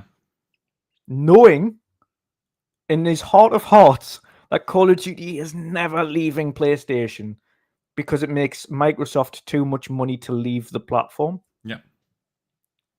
Yeah, I do agree there. It's the thing. And that's why I'm thinking. Like, we know that the deal had the 10-year Call of Duty thing in it. But, Dave, do you think Microsoft attached something else to this? Like, because this time they came to the table with leverage. They knew that the deal is going to go through regardless of whether Sony signs or not. So when Phil called Jim on Friday or Saturday, he said, like, listen, Jimbo, you're gonna get the 10-year deal, but you will, for instance, just as an example, I don't know, remove the advertisement rights immediately after we sign. Or something like that. Do you think they attached something to this that we just don't know of yet? Well, we know from the paperwork from the trial that there was documents, should say, from the trial that the deal was going to go through 2024. That they're exclusive rights. Yeah. So there's, I guess, some other emails and such that they're talked about that Jim's like, if everybody knows, especially after this trial, everybody knows that Microsoft is going to own Call of Duty. Yeah. Do they want to continue to pay all the way through 2024? It's a large amount of money for those marketing rights if they feel like they're not going to get full benefit of them because it's kind of the cat's out of the bag. Everybody knows. So that kind of diminishes the value of doing that. So there's a possibility. Mr. Boomstick's show the other night, we talked about it on Monday's Boom show that we the lunch break special that we talked about, that there's a possibility that that they just clear the slate for them, that like basically do not make them require them to do that. Plus two, the deal with that was that they were doing the 2080, but they were getting all the marketing rights. Yeah. Whereas Microsoft will probably have set it back up to where it's 3070, which will be better that way for Sony. They're still the market leader. They're still going to be selling more copies of the game of people that actually go out and buy it than any place else. Or maybe next to PC, but still, as far as consoles go. But if Microsoft is able to get it into Game Pass this year, that's a game changer for them. It'd be great if there was, the new one come out and it's on Game Pass, but it may not. We still don't know. We don't know the fine details of the deal. But I feel like they had to. At this point, he probably had to do something. If anything, because if say, you know, like Dutch was saying, that like, you know, the other avenues that they, when they offered them the 5-year deal or the 7-year deal, all those extra things they were throwing in were gone, you know. Yeah. And we even know Bobby Kotick said that he actually offered Sony to extend their current benefit for 2 more Benefits. years of Yeah. the promotional part and off Game Pass guarantee for 2 more years if they would sign the deal. And Jim said no. Yeah. So was that a good call on his part? Maybe not. Maybe not. And maybe at this, you know, once everything was coming together and they found out the way things were going to go, Sony's like, we need to get what we can, save face, so that our fans and player base don't lynch us or drop us in droves, thinking that, well, they're not there for us, they're not supporting us. I mean, there's always the diehards, and there's a lot of people out there that still have no idea there's anything else besides a quote unquote PlayStation to buy games on. Yeah. There's people out there that are like that. It's just the way it is. Yeah, exactly. You know, so but in the long run, I think it's going to be beneficial to Microsoft, and I think Microsoft, you know, they had them where they wanted them when they signed that last 10-year deal with them. It's like, you know, okay, cool. And in 10 years, they still have the option, from what I understand, to renegotiate. Absolutely. Now, stipulations could be a little harder to negotiate at that time. It just kind of depends on what's going on in the world and how sales are on new consoles and all that kind of stuff. I mean, 10 years are a long time. A lot of things will change and can change. Yeah. Exactly. And who knows? Maybe there'll be the, you know, SOCOM will be the next big Call of Duty game, and Sony has it exclusively. Yeah. I mean, it's a possibility. Unlikely, but possible. The next Fortnite or whatever. Yeah, exactly. Yeah, exactly. You never know. You never know. So, yeah, that was definitely an interesting one. But that agreement led to, of course, the CMA thing, because the Sony Call of Duty deal was announced on Sunday, which is very unusual to have like such announcements during a Sunday. But on Monday, the hearing in the UK started, and the judge was very strict, very, very strict. Both the CMA and Microsoft, but argued actually in the same direction. Yeah. They said, we have something in mind. They didn't reveal what kind of deal they had in mind, but obviously they had an agreement, some sort of like gentleman agreement. So on probably on a very high level, like, yeah, Satya or I don't know, Brad Smith went to the CMA and said, okay, we offer you this. And they said, okay, and now let's work out the details. That's basically it. And the judge was even at this point like, hey, after this deal with Sony, if it were up to me, I would just approve the deal and get on with it. But yeah, that led, of course, to an extension of the entire deal. So I know a lot of people were like looking forward to it. Okay, July 18th. That's when it's over. But they got an extension for 3 months. So now we have October 18th as the new deal. It won't take that long. I keep telling myself that at least, yeah. It won't take that long. It will close before that because obviously both parties have something in mind. They just need to work out the details. That's what you're laughing at, man. I was gonna say, Box. Is it me, or is it look like Dutch is the canary the cat that ate the canary or something? Yeah. I don't know. So happy. I love it. Just do my victory lap. It's a victory lap. Yeah. So yeah, deal got extended. Both parties are working it out. Dutch, now let us know that you told us so. Yes. Yes, I told you so. No, there was never. Again, one of the thing is a lot of people assumed they were going to close over the CMA, Yeah. or they were going to close the deal on this close. It was especially when the agreement they asked for the agreement to be paused. It was going to take, even if it closes within the next couple of weeks, they would have needed to do an extension in order to get the paperwork and the restructuring and everything done. They wouldn't have been able to close it regardless unless the CMA revoked the IO, and that's what they haven't done. Now, the only time the IO will be revoked is when they nullify the previous agreement that was presented to the CMA to put forward the new agreement that is excluding the cloud portion. Now,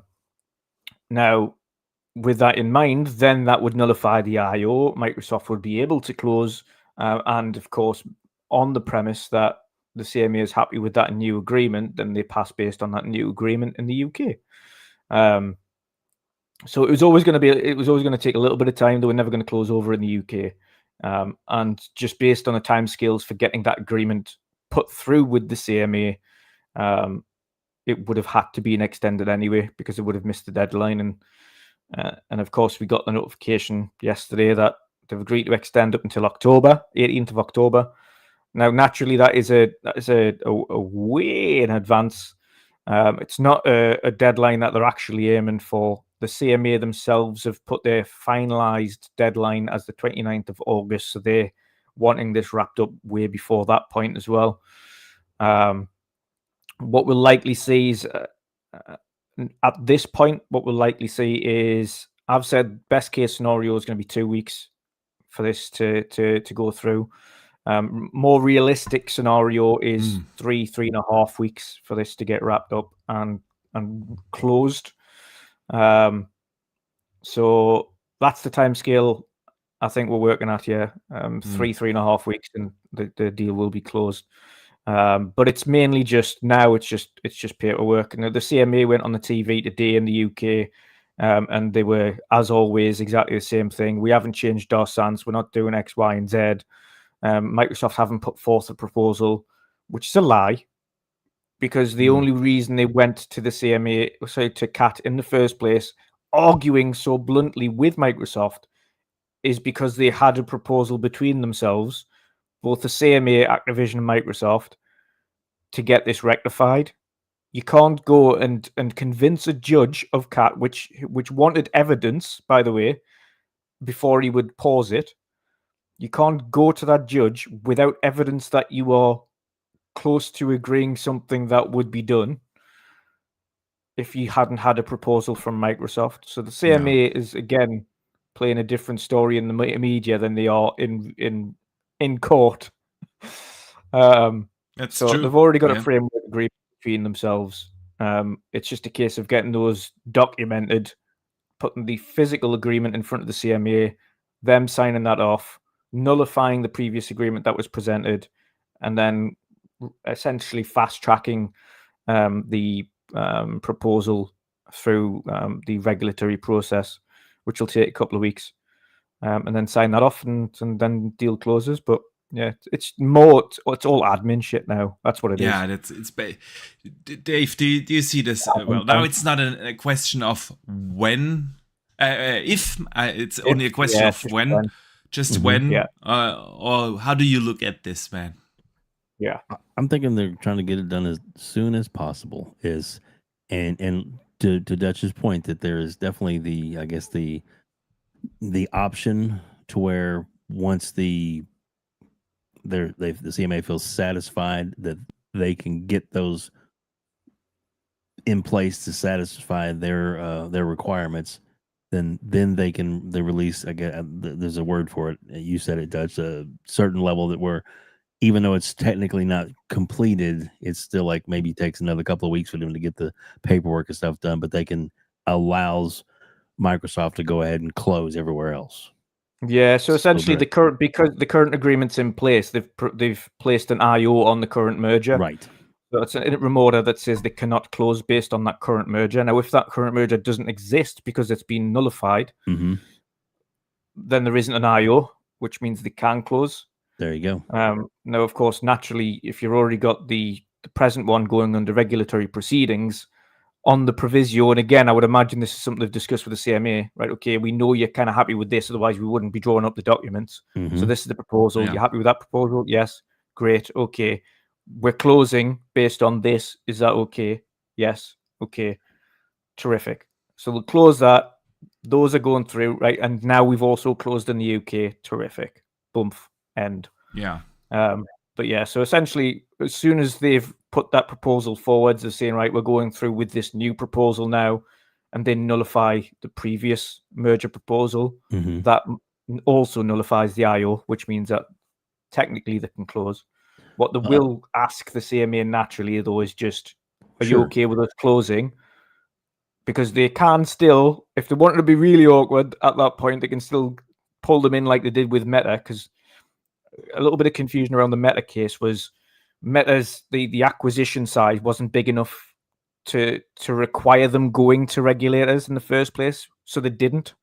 They just closed the deal because it wasn't big enough for where they would have to. So anything above $1 billion, they have to go to regulators and talk to them about it. Yeah. Below $1 billion, they don't have to. They can just close the deal. But if regulators find any reason to be concerned, they can retroactively go after them. And that's what happened in the Meta case. So it wasn't big enough for forced scrutiny where they would have to go there and notify regulators. But because of something that they were concerned about retroactively, they went and took action. So it was a little bit of a different scenario there. Obviously, this merger is far bigger, so it can't go through that. It has to get notified in advance. It has. Well, it's the CAT tribunal? Is that correct? Yeah. The judge, last week when he was talking about it, he really seemed like he was like, and why don't we just quash it now? Yeah. Like move to quash. He was ready to get done. He was ready to go that day. But even Microsoft was like, we'll wait, because I believe they know that if it goes through and the CMA saves face at some point, then it's going to be easier for them to continue to buy more product or more different companies in the future without maybe such stink. They'll remember them. They'll think, okay, well, they worked with us before. We were wrong. Yeah. They worked with us. We still look good. Let's do this. Whereas if they were like, and went ahead and did it, then they'd be like, you think it was tough last time? Woo, let's go, kind of thing. They could be throwing the kitchen sink at them. I mean, that's the possibility. So hopefully, and even though you, me, all of us are like, I'm ready for stuff to start piling in Game Pass right away. If it's another couple of weeks, maybe another month, it's going to be worth it to do it the right way. And then, of course, it could come even faster because of the breaking news that happened a little earlier, where the FTC is also paused. Yeah. However, they're still appealing the judgment. Right. But still, that's for them pausing that. It gives them the opportunity to actually go back to the table, and maybe Microsoft can now say, well, since you paused this and we want to resolve this as well, instead of closing over you, how about we do this, this, and this, and then you can agree to it. I don't think it's a little bit different than the UK, because if the CMA wanted to just continue down with it, they would just continue down with it. The FTC at this point, Congress are in favor of the transaction now. Yeah. They don't have any legal grounds left to block it on, because all legal routes have been denied. Yep. So all they have now is administrative, and it doesn't hold weight. It doesn't hold any legal weight. So even if they did move to block in administrative, federal would overturn. So there isn't a legal route in for the FTC anyway. They don't have negotiation powers there. So it makes really no difference what happens over there. And I don't think, despite what people are saying with them going back and having discussions with the FTC, I don't think they will. I think they'll just close off. I think they'll just close off over in the FTC. And if they want to try and take it down federal, they'll just say, we'll take it to federal then, and they'll just close it off. Because I don't think federal cares. They just want it done. I do agree there. So where are our bets? That she said 2 weeks. Dave, what do you think? I don't know. 2 weeks. 2 weeks is the I would class the quick route. Yeah, the quick route. I say realistic is 3.5 weeks. 3.5 weeks. I say next week. It's more realistic. I say Next week. by next Friday. By next Friday. I mean, I I'm would a love betting that. Yeah. I say before Gamescom. Yeah. There you go. There you go. So that would put it in 3.5 weeks. Yeah, 4 weeks. Yeah. You agree? This time I do agree. I'm the outlier. And the benefit of that, and I think Microsoft will see that as a benefit as well. We know the games are coming to Game Pass. Yeah. Whenever it hits. Yeah. One benefit they would have, because we know they're going to do something like Game Pass. They haven't announced it, but it's their biggest ever presence. Well, no doubt we'll talk about this soon. Mm-hmm. It's their biggest ever presence at Gamescom. They will be wanting to get this done. So at least at Gamescom, they'll be able to go say, and as of today, you can play all of these Activision Blizzard titles right now in Game Pass. Boom, drop that as a nice little news article. Let's use that as a segue. I don't think that like overnight they will drop them. It will take them a little while to. I think they'll have a few. Already that they know, like Crash, yes, Tony Hawk, something like that. Something like that. We won't see the Call of Duty, which you've now seen the servers go online for. A handful day one ready to drop. I think. Yeah. But not all of them. They will drip feeding us. Yeah. But yeah, there is such thing as too much in one go. Like you drop 30 titles, it's like what? So instead they'll be like, okay, this like first batch you get Black Ops 1, Black Ops 2, second batch you get Modern Warfare 2, and Vanguard and whatnot. Yeah, I think they kind of need something. I mean, after whenever it will close 18, 19, 20 months of this painful, slow acquisition, they want to let the world know, hey, Activision is ours now. So not only will they gonna have this round table thing, but they will have, of course, something for Game Pass. Just to see, you're already benefiting from this. That's the message that they wanna bring over, and so yeah. I wanted to segue into something, and I mean we already talked about Gamescom. We can always come back because Xbox. Let's put a different spin on this. We talked about our displeasure at not being. Yes, and we talked about that. But I don't want to leave Dave out of the conversation, so let me bring this around. It's fine. Xbox Showcase in June. The Xbox Showcase broke records. Yeah, they announced earlier this week that I want to get this right. Was it 92 million?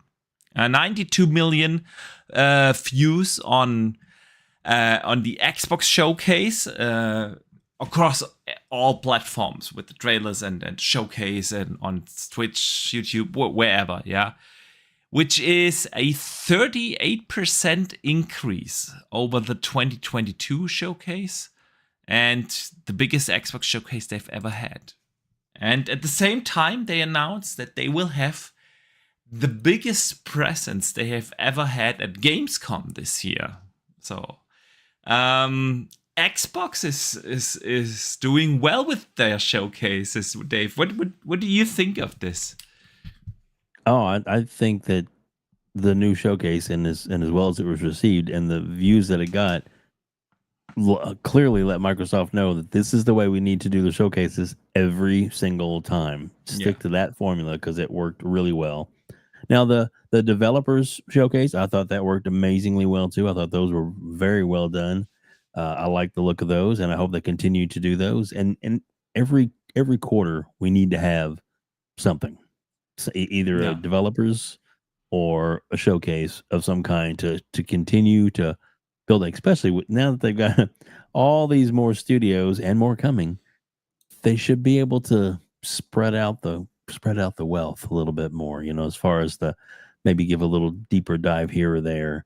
And and doing what they did with Starfield, giving that even though it was separate, a little tease in the show, and then the big reveal at the end. I mean, with almost 40 minutes of gameplay and in depth, and Starfield. It even still left me wanting more. So I think it was perfect. If it was a way to do it correct, they need to continue to do it like that every single time. Then they may not have a game like Starfield to be their catalyst or boost, but that doesn't mean that they can't. Whatever the next big title coming up. I mean, come on. Yeah. With that roadmap, what we already know of, and there are dozens of games we don't know of just yet. True. They could have their Starfield every year. Next year, Hellblade. Hellblade 2 is probably the next quote-unquote Starfield type game. Yeah. I mean, the not big banger. big, but still should be big. Yeah. Or Fable the year after. Yep. Yeah. And so we can continue this road. I do agree. I like it. The showcase was absolutely incredible. So I'm glad to hear that they had success with it. They got a lot of views. People have been enjoying it. I mean, obviously Starfield helped. Again, it is a big game, and not just in terms of its scope, but like it carries a lot of weight. It's the new thing from the makers of Skyrim, and so obviously people were interested. But at the very end, it was a quality show. They showed some solid games. They've shown the pacing was good. It was just well deserved. So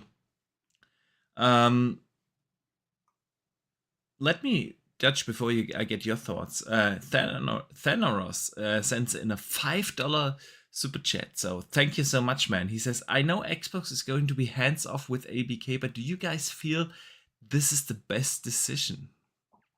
There won't be hands off. I think they already confirmed that to a certain degree, that because when they took over Bethesda ZeniMax, they said, well, they're gonna operate independently and everything. And when they announced the acquisition of this, they already said, okay, the board is reporting to Phil. This is was a very different phrasing. So Thanos, I'm not sure if they're gonna be this hands off. I don't think with all the lawsuits going on, they can be hands off. Unlike Bethesda, ZeniMax, there wasn't in-house fighting and discrimination and all of that stuff that needed to be resolved. Significant internal issues. Whereas with Activision Blizzard, there's a lot that needs fixed in that still. Like, they're grinding out games, and a lot of people might have put it to the back of their heads, but that issue's not really fixed. And it needs fixed. And again, until Bobby's out, I think a lot of people will still be concerned that he's going to be staying on, but it's going to be at least April 24 until Bobby's gone. So yeah, it's there's a lot needs fixed, but they'll definitely be hands-on with that one. There's too much to do there. Yeah. Maybe not as hands-on with the direct work of the studios. I don't know, because I think based on what happened, if you look strictly at just what happened with Redfall and Phil's comments following that, he said himself, we didn't do enough to support with all of our technologies and things like that. I do get that, but then on the other hand, we have heard a lot of things over the years after stuff goes wrong. But then we've also heard what the difference is between what they did with Starfield versus what they did with and he said, like, we were super hands-on with Starfield and we got in really early, but we didn't get in early with Redfall and we didn't help them, and look how that turned out. So it really we should have.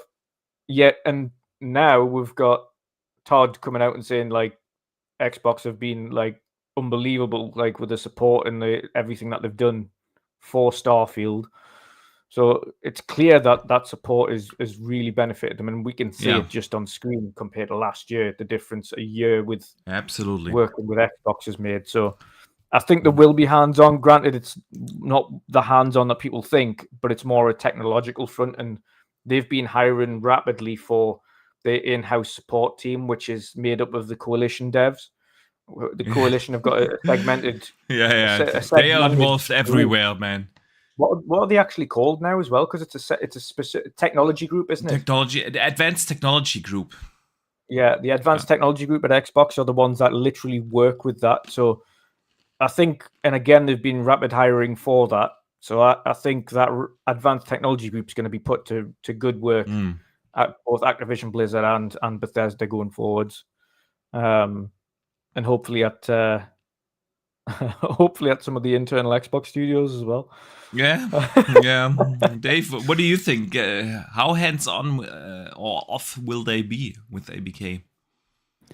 Well, Dutch really called it right there. It's hopefully they learned their lesson, and they need to be more hands-on. Now, I'm maybe not up somebody's arse, as it were, but they definitely need to have more looked at.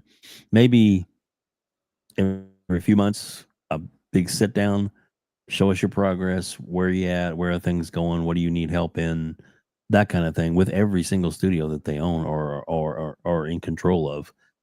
They need to that really needs to happen, and I think that they will do that. Like I said, I don't think it's going to be so crazy, but even at first with Activision Blizzard, because of the issues in the past, one of the reasons why they were available to purchase was because of all the lawsuits and all the the issues that they had with some of the teams and stuff, and some of the people, and some of the horror stories that we've heard.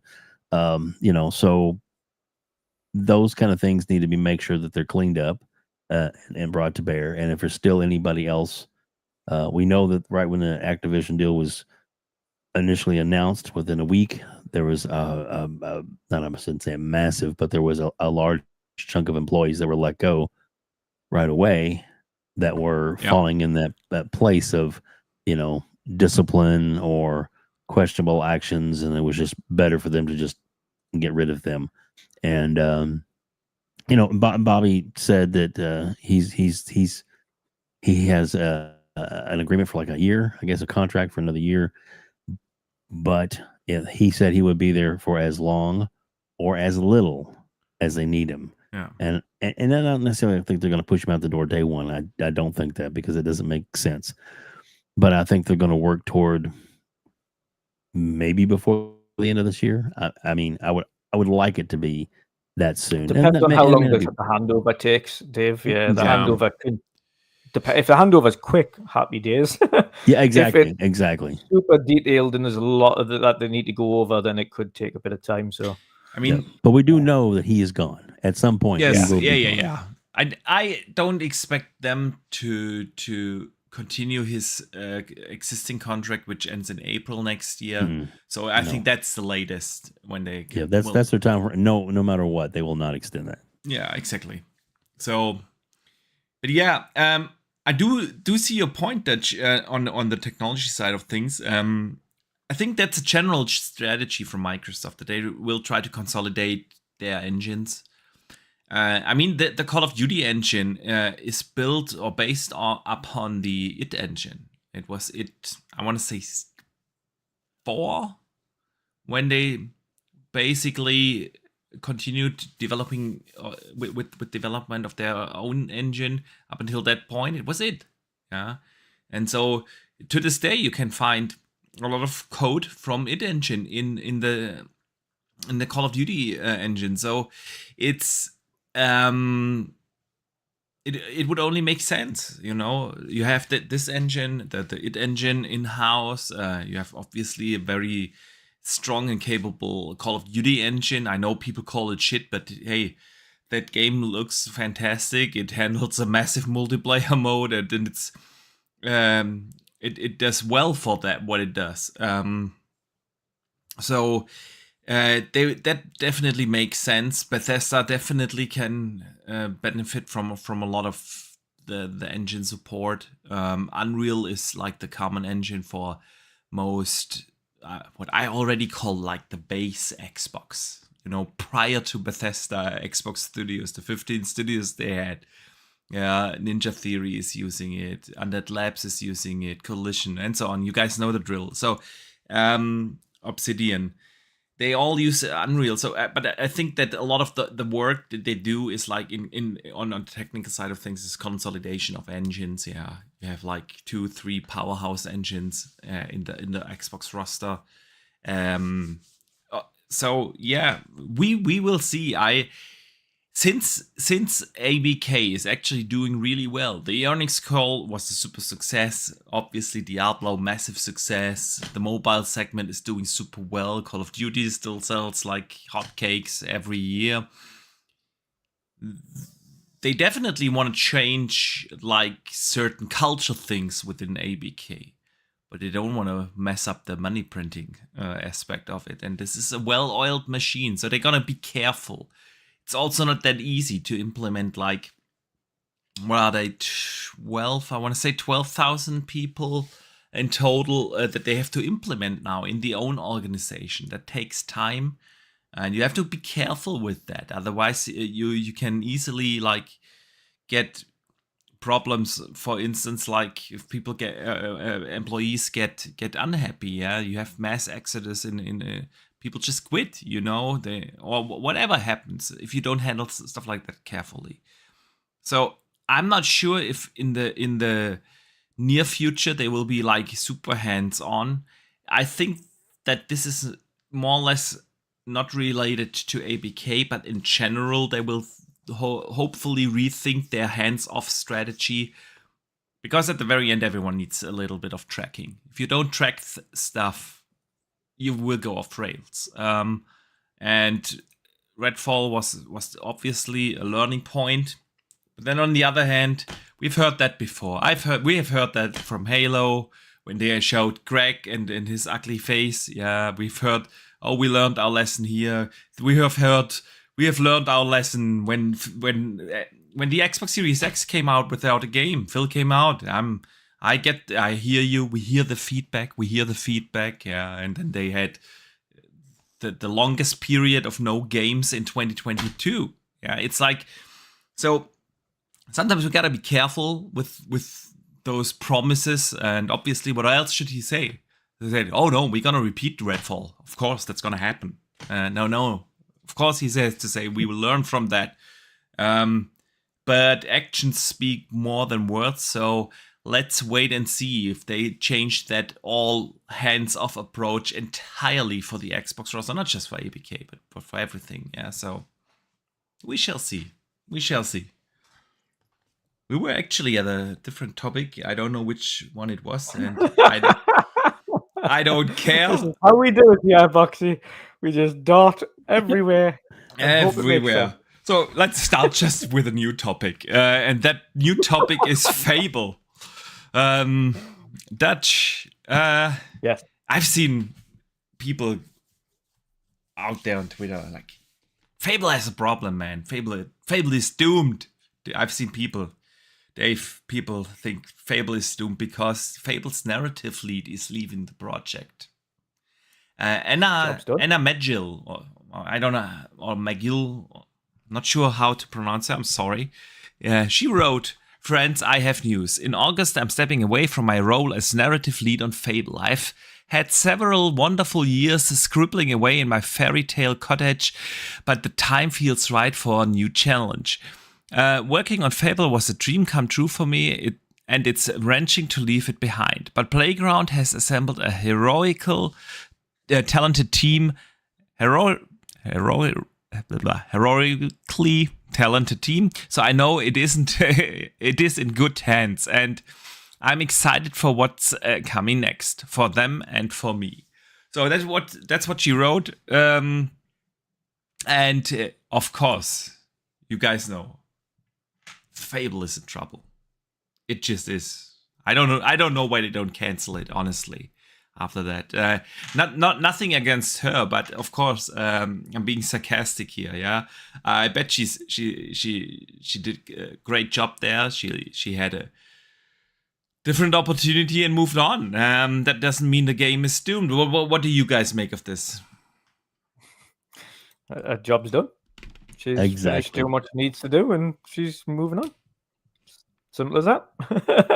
She feels the time's right because there's nothing else she can really add to it, and she's just a narrative lead. There are other narrative staff that are working on creating other stories for the Fable game, whether it be side quests or whatever. Like, her job is rightfully done at this point. Like, it's not actually that far off. Like, you need to know what a narrative lead does is essentially build the story or the narrative of the game from the beginning to the end. You fill in the gaps. You bloat it out a little bit. Okay, right. So we've got the general story. So how else is it we're going about this? Right. Okay. Well, X, Y, and Z. The general story gets beefed up a bit. She's done that. She's wrote all the story.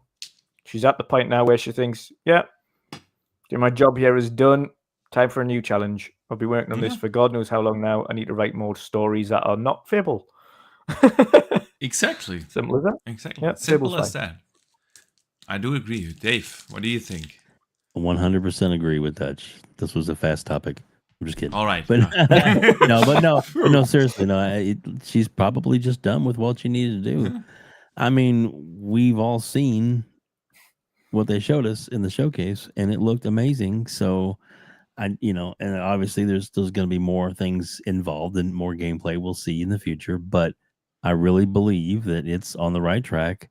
It's good to go, and there's no need to panic. And anybody that does is probably a fanboy that for Sony and just trying to stir up shit.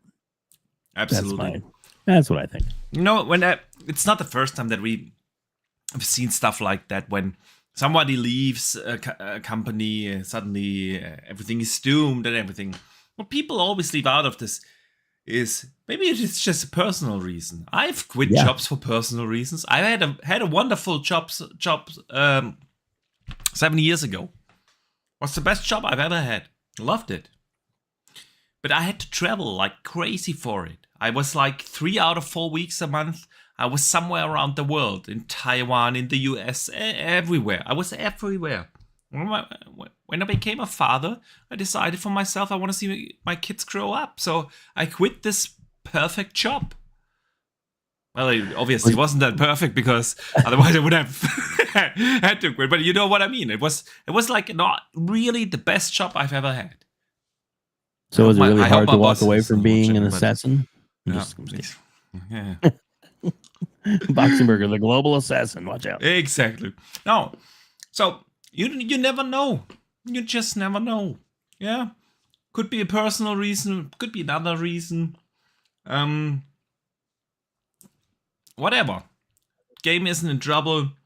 Fable's gonna be awesome. Looked fantastic when they've shown it. I watched that trailer like, I don't know, at least 10 times. Me too. I love it. I love the art style that they have chosen. It's really good. I cannot wait to see more. So, we are already way above 2 hours into the show. You guys still good to go for a few? I'm good for a little longer, yeah. Yeah. So, because there was something, one of the games from Game Showcase season, not E3 season anymore, that really stood out to me was the new Ubisoft Star Wars game, Star Wars Outlaws.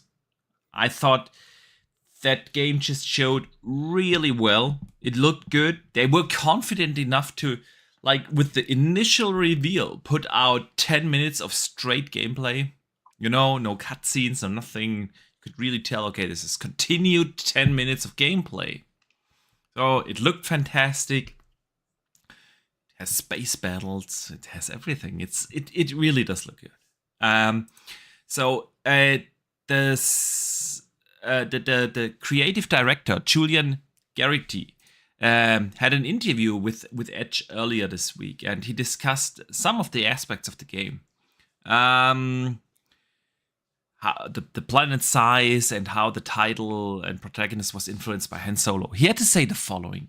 It's a crude analogy, but the size of one planet might be about the equivalent to 2 of the zones in Assassin's Creed Odyssey. I don't know if you guys played it, but it's like, it was a massive map. It could be 2 or 3 zones, but it's not. You know, this sort of epic, the world of England recreated approach, he clarified, says that they added mechanics in Outlaws that will be manageable in size for both the player and the developers, of course, because they are not going to have procedural generated planets. It's all handcrafted. So guys, I know a lot of people, when Valhalla came out, one of the biggest criticisms was like, oh, that's too massive. I don't want to have this gigantic map with 1,000 question marks that I just run around in. Does this sound good to you, or are you a little scared of this? Web Dave, what do you think of this? I mean, I'm excited for it. I think it looks great. Like you said, the gameplay that we've got to see really looks good. It looks like it's going to be a lot of fun. And kudos, man. Star Wars, the universe is something that's just there's so much they can tap into, and so much everything doesn't have to be a lightsaber battle. With Darth Vader. I mean, those are cool, but there's so many other things and other ways you can go with it, and I think it's great. It looks really good. I'm excited to play it. Yeah, it does. It absolutely does. That's what did you think? Yeah, again, I'm super looking forward to it. I don't care about the size too much. It's a little bit different to Assassin's Creed, because the forms of transportation in Assassin's Creed are horseback, camelback, Yeah, something like that. Whereas in Star Wars, you've got speeders and stuff like that. So Yeah. it's a much quicker mode of transportation. And again, you'll have fast travel and stuff. So no, it's not. The size of it's not going to bother us. And again, it's with it being they say handcrafted, but you could handcraft a quite large map and still have next to nothing in it. So saying it's handcrafted doesn't really mean much. It depends on what it is that's handcrafted within that map.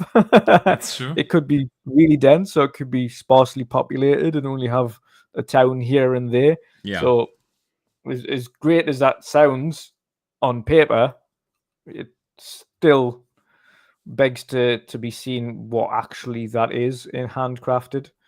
Because there could just be a lot of nothing. Yes, you can essentially do what Starfield have done and randomly generate everything. But what Starfield have done is randomly generate everything and also handcraft on top of that on 100 planets. So they've randomly generated it, but they also have handcrafted bits that automatically go in to these 100 randomly generated planets. Yeah. So it's a mixture of two on that one. And we know those are going to be sparse, but again, it's a space game. And let's face it, the vast majority of planets in the solar system are going to be sparse and empty. Yeah. So yeah, it's about finding the happy medium. And again, we don't expect this Star Wars game to be a Starfield. So if they've got 3-4 very large zones, then so be it. But personally, I'd rather have some smaller zones and many of them in Star Wars. So you get different kinds of biomes to see. Like, one of the issues in Jedi Fallen Order was that you constantly went back to the same places, which was, as much as I loved the game, it was like we didn't really get that many biomes. We got like 3, and we went back to each of them twice. Yeah. Kind of. Whereas what I would love to see in this Star Wars, and again, Jedi was a little bit better, but Jedi Survivor was a little bit better. But what I'd love to see in this one is just differentiate the biomes a bit more. If you're going to be doing these different zones, then make sure the biomes are different enough to keep you entertained and excited. Yeah, I do agree. I was not scared about the size mentioning, honestly. Like you said, it's a different environment. You have speed bikes and everything. So I do enjoy the Ubisoft games. I know people love to hate on them, but I do enjoy them. I love the open worlds of games. And to be fair, over the last years, they have done quite some games that were not always just using the classic Ubisoft formula. Immortals Phoenix Rising was fantastic. Watch Dogs 3 was absolutely awesome. I really enjoyed Far Cry 6. It was a fantastic sandbox game. They've done some good games, man, and so I'm really looking forward to Star Wars Outlaws next year, and actually to Avatar this year. I'm gonna play that. Yeah, it looks good. Yeah, it does. It does. Gonna be fun.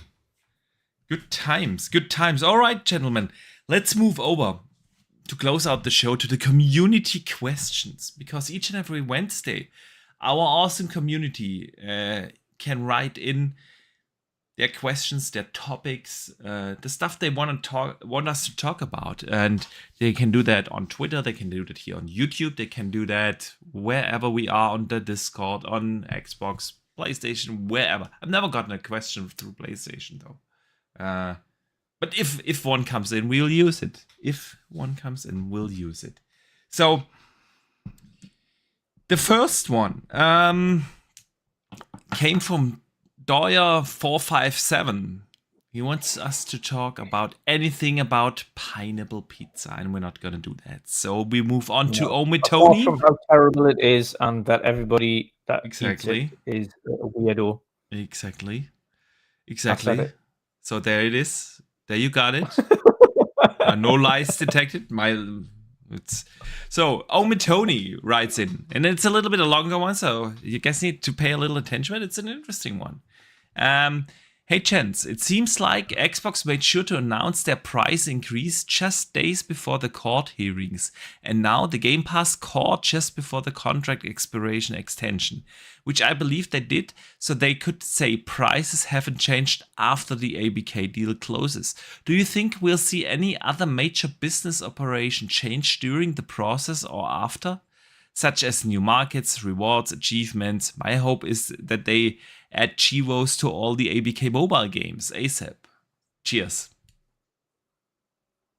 Achievements to ABK mobile games, yes, because they're building a mobile marketplace, so I can foresee that happening naturally. And they'll kind of integrate that when they've got that mobile Game Pass app / mobile app ready to go, which will be some point next year. But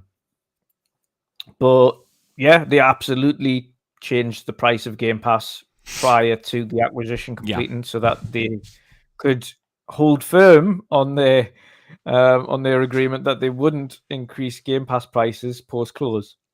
So that's the price you've got now. That's the price it'll be for a very long time, likely at least a number of years, because they said they won't increase it post close. So it's going to have to have been, so the price increase would have had to have been, okay, so how long is this price increase going to be viable for? Is it going to be sustainable for at least 3 to 5 years until we can realistically justify to the people that we made those promises with that it needs to increase? And not threaten the merger that we've done 5 years prior. True. So yeah, it was natural. They kind of come to a good middle ground. They've increased it by a few dollars here and there. So yeah, I don't think, and to be fair, I think the amount of money that they make from it is enough for what it is. So yeah, I think that's right. But yeah, in terms of achievements, absolutely they'll add that to the mobile segment when that app's ready to rock and roll. Would be surprised if not. Dave, what do you think? Are they gonna do some business changes like price increase or so? I think that was all done already. I think they raised the price of the system in certain regions. They raised the price, of Game Pass already. So I think that they've said the 2 newest games are $70 in price.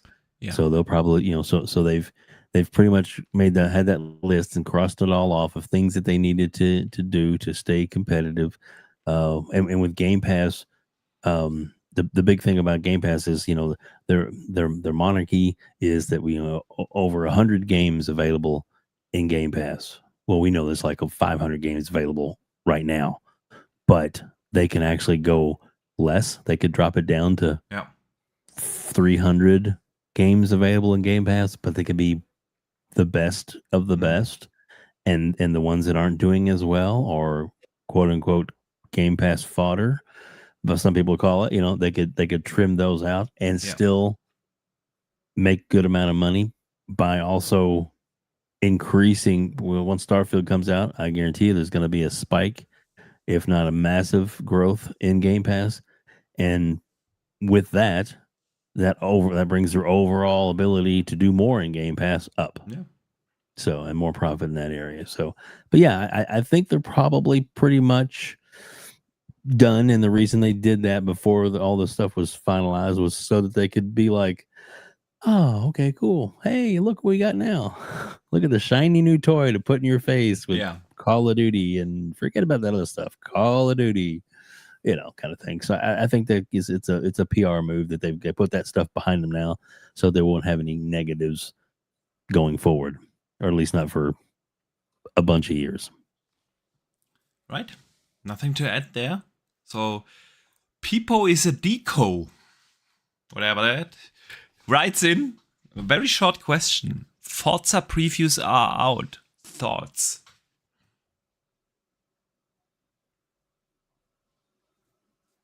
Forza, I didn't see him. Forza. Does it not just mean like the developer? What? The developer streams? No, they weren't. Like Cold Eastwood, for instance, did a preview. Had a hands-on. A couple of others. So yeah, I always find it hard to like talk about a preview when I have not really played it, and when it's more like these, you know, like that, like you said, when it's a preview from through streams, it's like I don't watch that stuff usually. So I did watch Cold's video. He was pleasantly surprised by the quality of the physics and everything.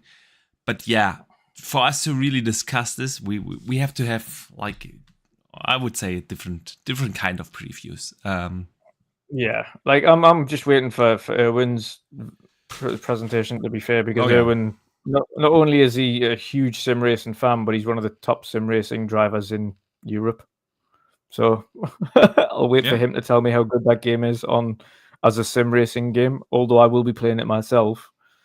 The litmus test on whether or not it's an actual good sim racer is something that Erwin would have to clarify, and I'll get that from him. FRSX 7974 writes in and says, "Hey Box, they said ABK is mostly about mobile, and Microsoft plans to open new online stores. As you know, in 2024, Apple and Android will allow third-party stores on their phones. Will we see an Xbox store on Apple? Will this law be one day extended to console stores? In other words, is ABK the end of this fight, trials, or the beginning?" I thought this was a really interesting question, and if you guys want to, I can take it first, because he brought up one really good point. I have not thought about that. Google, Apple have to open up their stores. Will PlayStation and Xbox as well? Because those are basically the exact same thing. You have a locked ecosystem. Yeah, I don't know. No, because we're talking about specific marketplaces on mobile platforms that are not locked ecosystems. Like Android, for instance, isn't locked. The only reason Apple content isn't on Android is because Apple doesn't provide the content. Otherwise, it would be. But there's no other storefront. There's no other app storefront. No, you cannot. You cannot create your own app store on Android. No, you can create it on PC and then drag it on. Just install another APK. They can't block you from doing that. Yeah, there's always the root of jailbreaking stuff. Of course. Yeah, but Android. That's not. No. There's no other storefront on Android that makes money other than the Play Store, and there's no other store on iPhone on Apple devices than iOS store. So yeah, it is a great question. Not sure. I'm not sure if we will see that. I will say though, yeah, Microsoft, they already said they're gonna put the store on Apple and Google, but that will not be the end of it. They will fight that. Google and Apple will fight that to the bitter end. So yeah, I assume there will be other lawsuits coming. Let me briefly shout out Chunk Mail, who sends in a super generous 20 euro super chat. And he asks, are you all coming to Gamescom despite not passing as content creators? Maybe you talked about it already, but I tuned in late today. First of all, welcome to the show. Great to see you, man. And yes, we did talk about that a little earlier, but yes, we are still coming. We are there from Tuesday to Friday. If you are there as well, hit us up. We would love to meet the community, man. Definitely hit me up anywhere. Twitter, Xbox, Discord, wherever you are. Just hit me up. And if you're there, and Dutch and I, we definitely, we already said. Actually, our plan was, we had like, you know what our plan was, Dave? We had this all figured out. We go there Tuesday. Opening night live, yeah, front and center. Afterwards, we go to a bar, get drunk, and Wednesday, press day, creator day. We go in, we actually play the games. We do a live podcast from the show floor. That was the plan, yeah. Then the next day is the first public day. That's when, and we said, okay, we use that day for all the meet and greets and meeting the people and the community and everything, because you will be standing in line for like 6 hours to play 10 minutes of a game on that day anyway. So we thought this is we spent an entire day for meeting the community. So yes, Junk Mail, we are still there, even though we didn't go in, and that means we have even more time to meet awesome people such as yourself and others from the community. So just hit us up. But yeah. Yep, we will be there. Absolutely. And we'll, as it stands right now, we're free on the 22nd and 23rd. Yes, absolutely. So, if you want to meet us for a drink and some food, then we'll probably be eating and drinking all day. So yeah. So take Dutch and Boxy out for drinks. Yes, your treat. Yeah, absolutely. Oh yeah. Absolutely. So, all right. Next question. Bavari90 writes in, hey guys, as the ABK deal seemingly closes soon, what is the IP that you want Microsoft to revive from the ABK library? He personally wants to see Prototype and StarCraft. What are yours?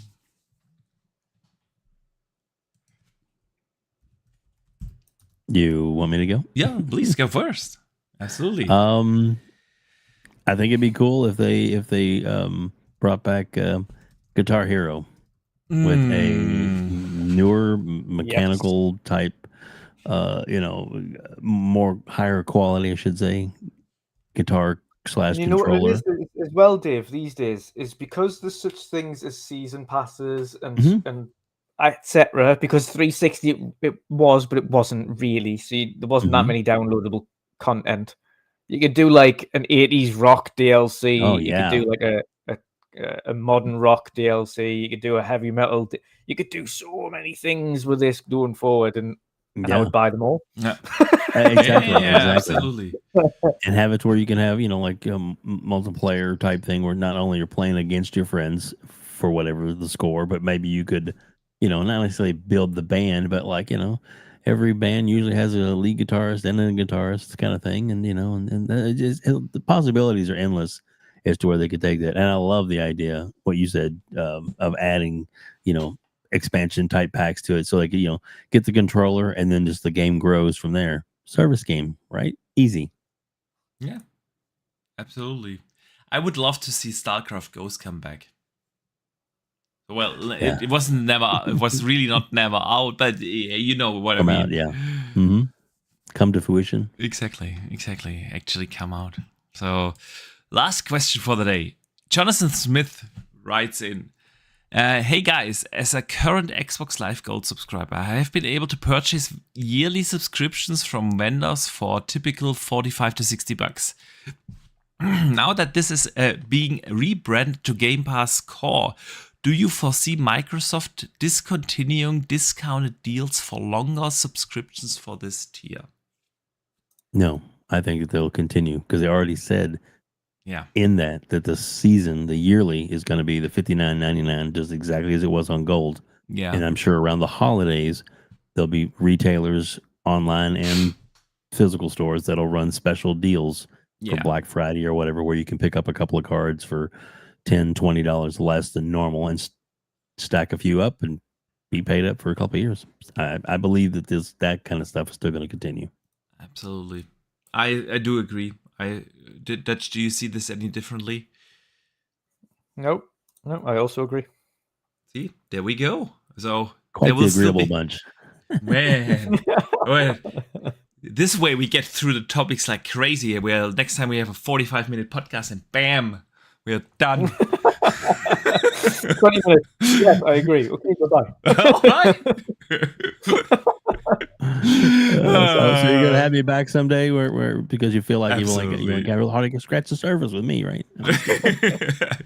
Dave, we will most certainly have you back if you want to come on. It's been an absolute blast.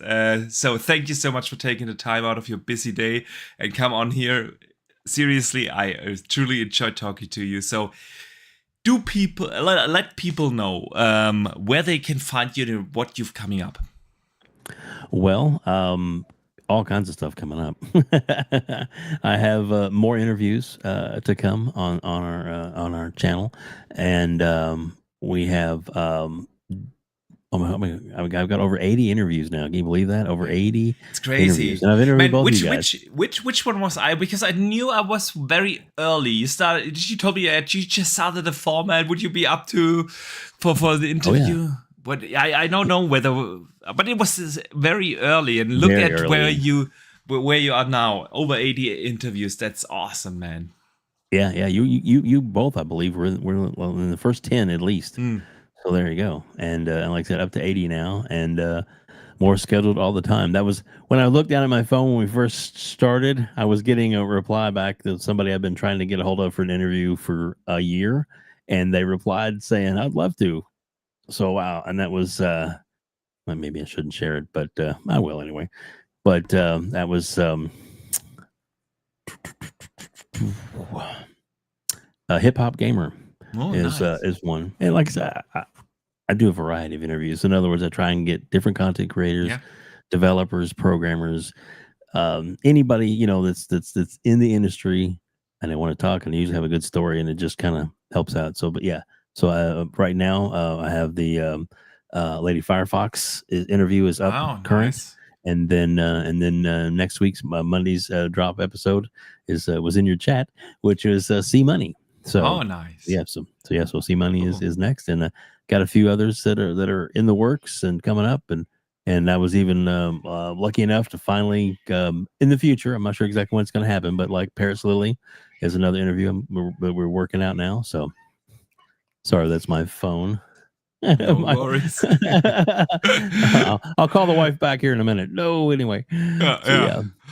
So, but yeah, and then of course the Gamers Council, which is what we do now every, which is our live show with me and Retry, and we do that. Dutch was nice enough to help us get going. He was one of our first couple of guests, and has been on there several times now. And like I said, his insomnia, when it kicks in, we're able to have Dutch on. Yep. It's been great. It's been really good, and it just continues to grow. So, and thanks to both of you guys for being, interviewed, which those really helped, and then for being such great members of the community. And I'm not just blowing smoke, because I mean that, because both of you are very talented in what you do. And when I first got started, I reached out to both of you different times and asked questions about how do you do this and what do you do for this.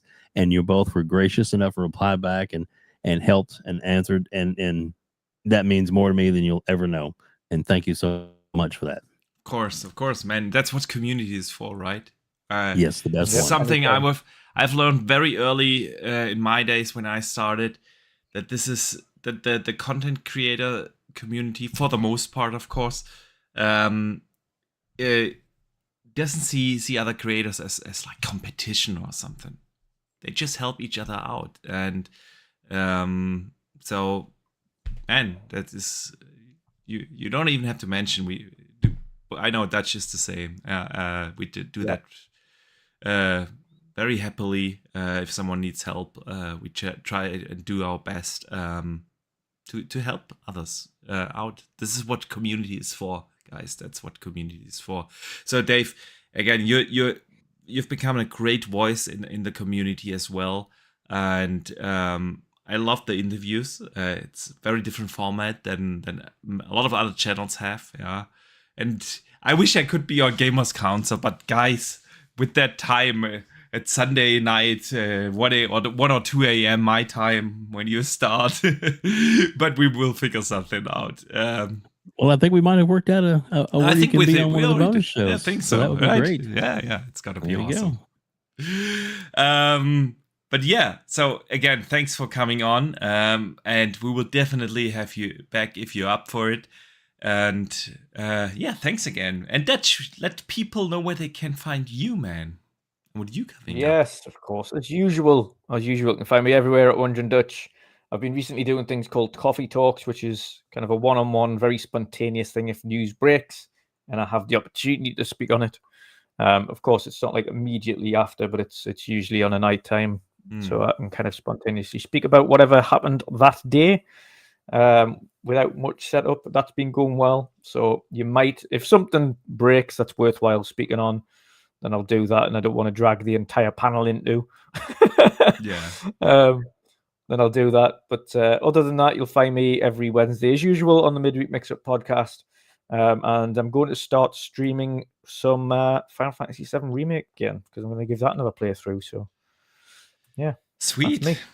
You're tempting me to start another playthrough there as well, Do man. it. Yeah. Do it. Do it.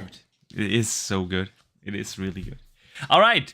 But guys, let me shout out also this amazing community that comes on here every Thursday.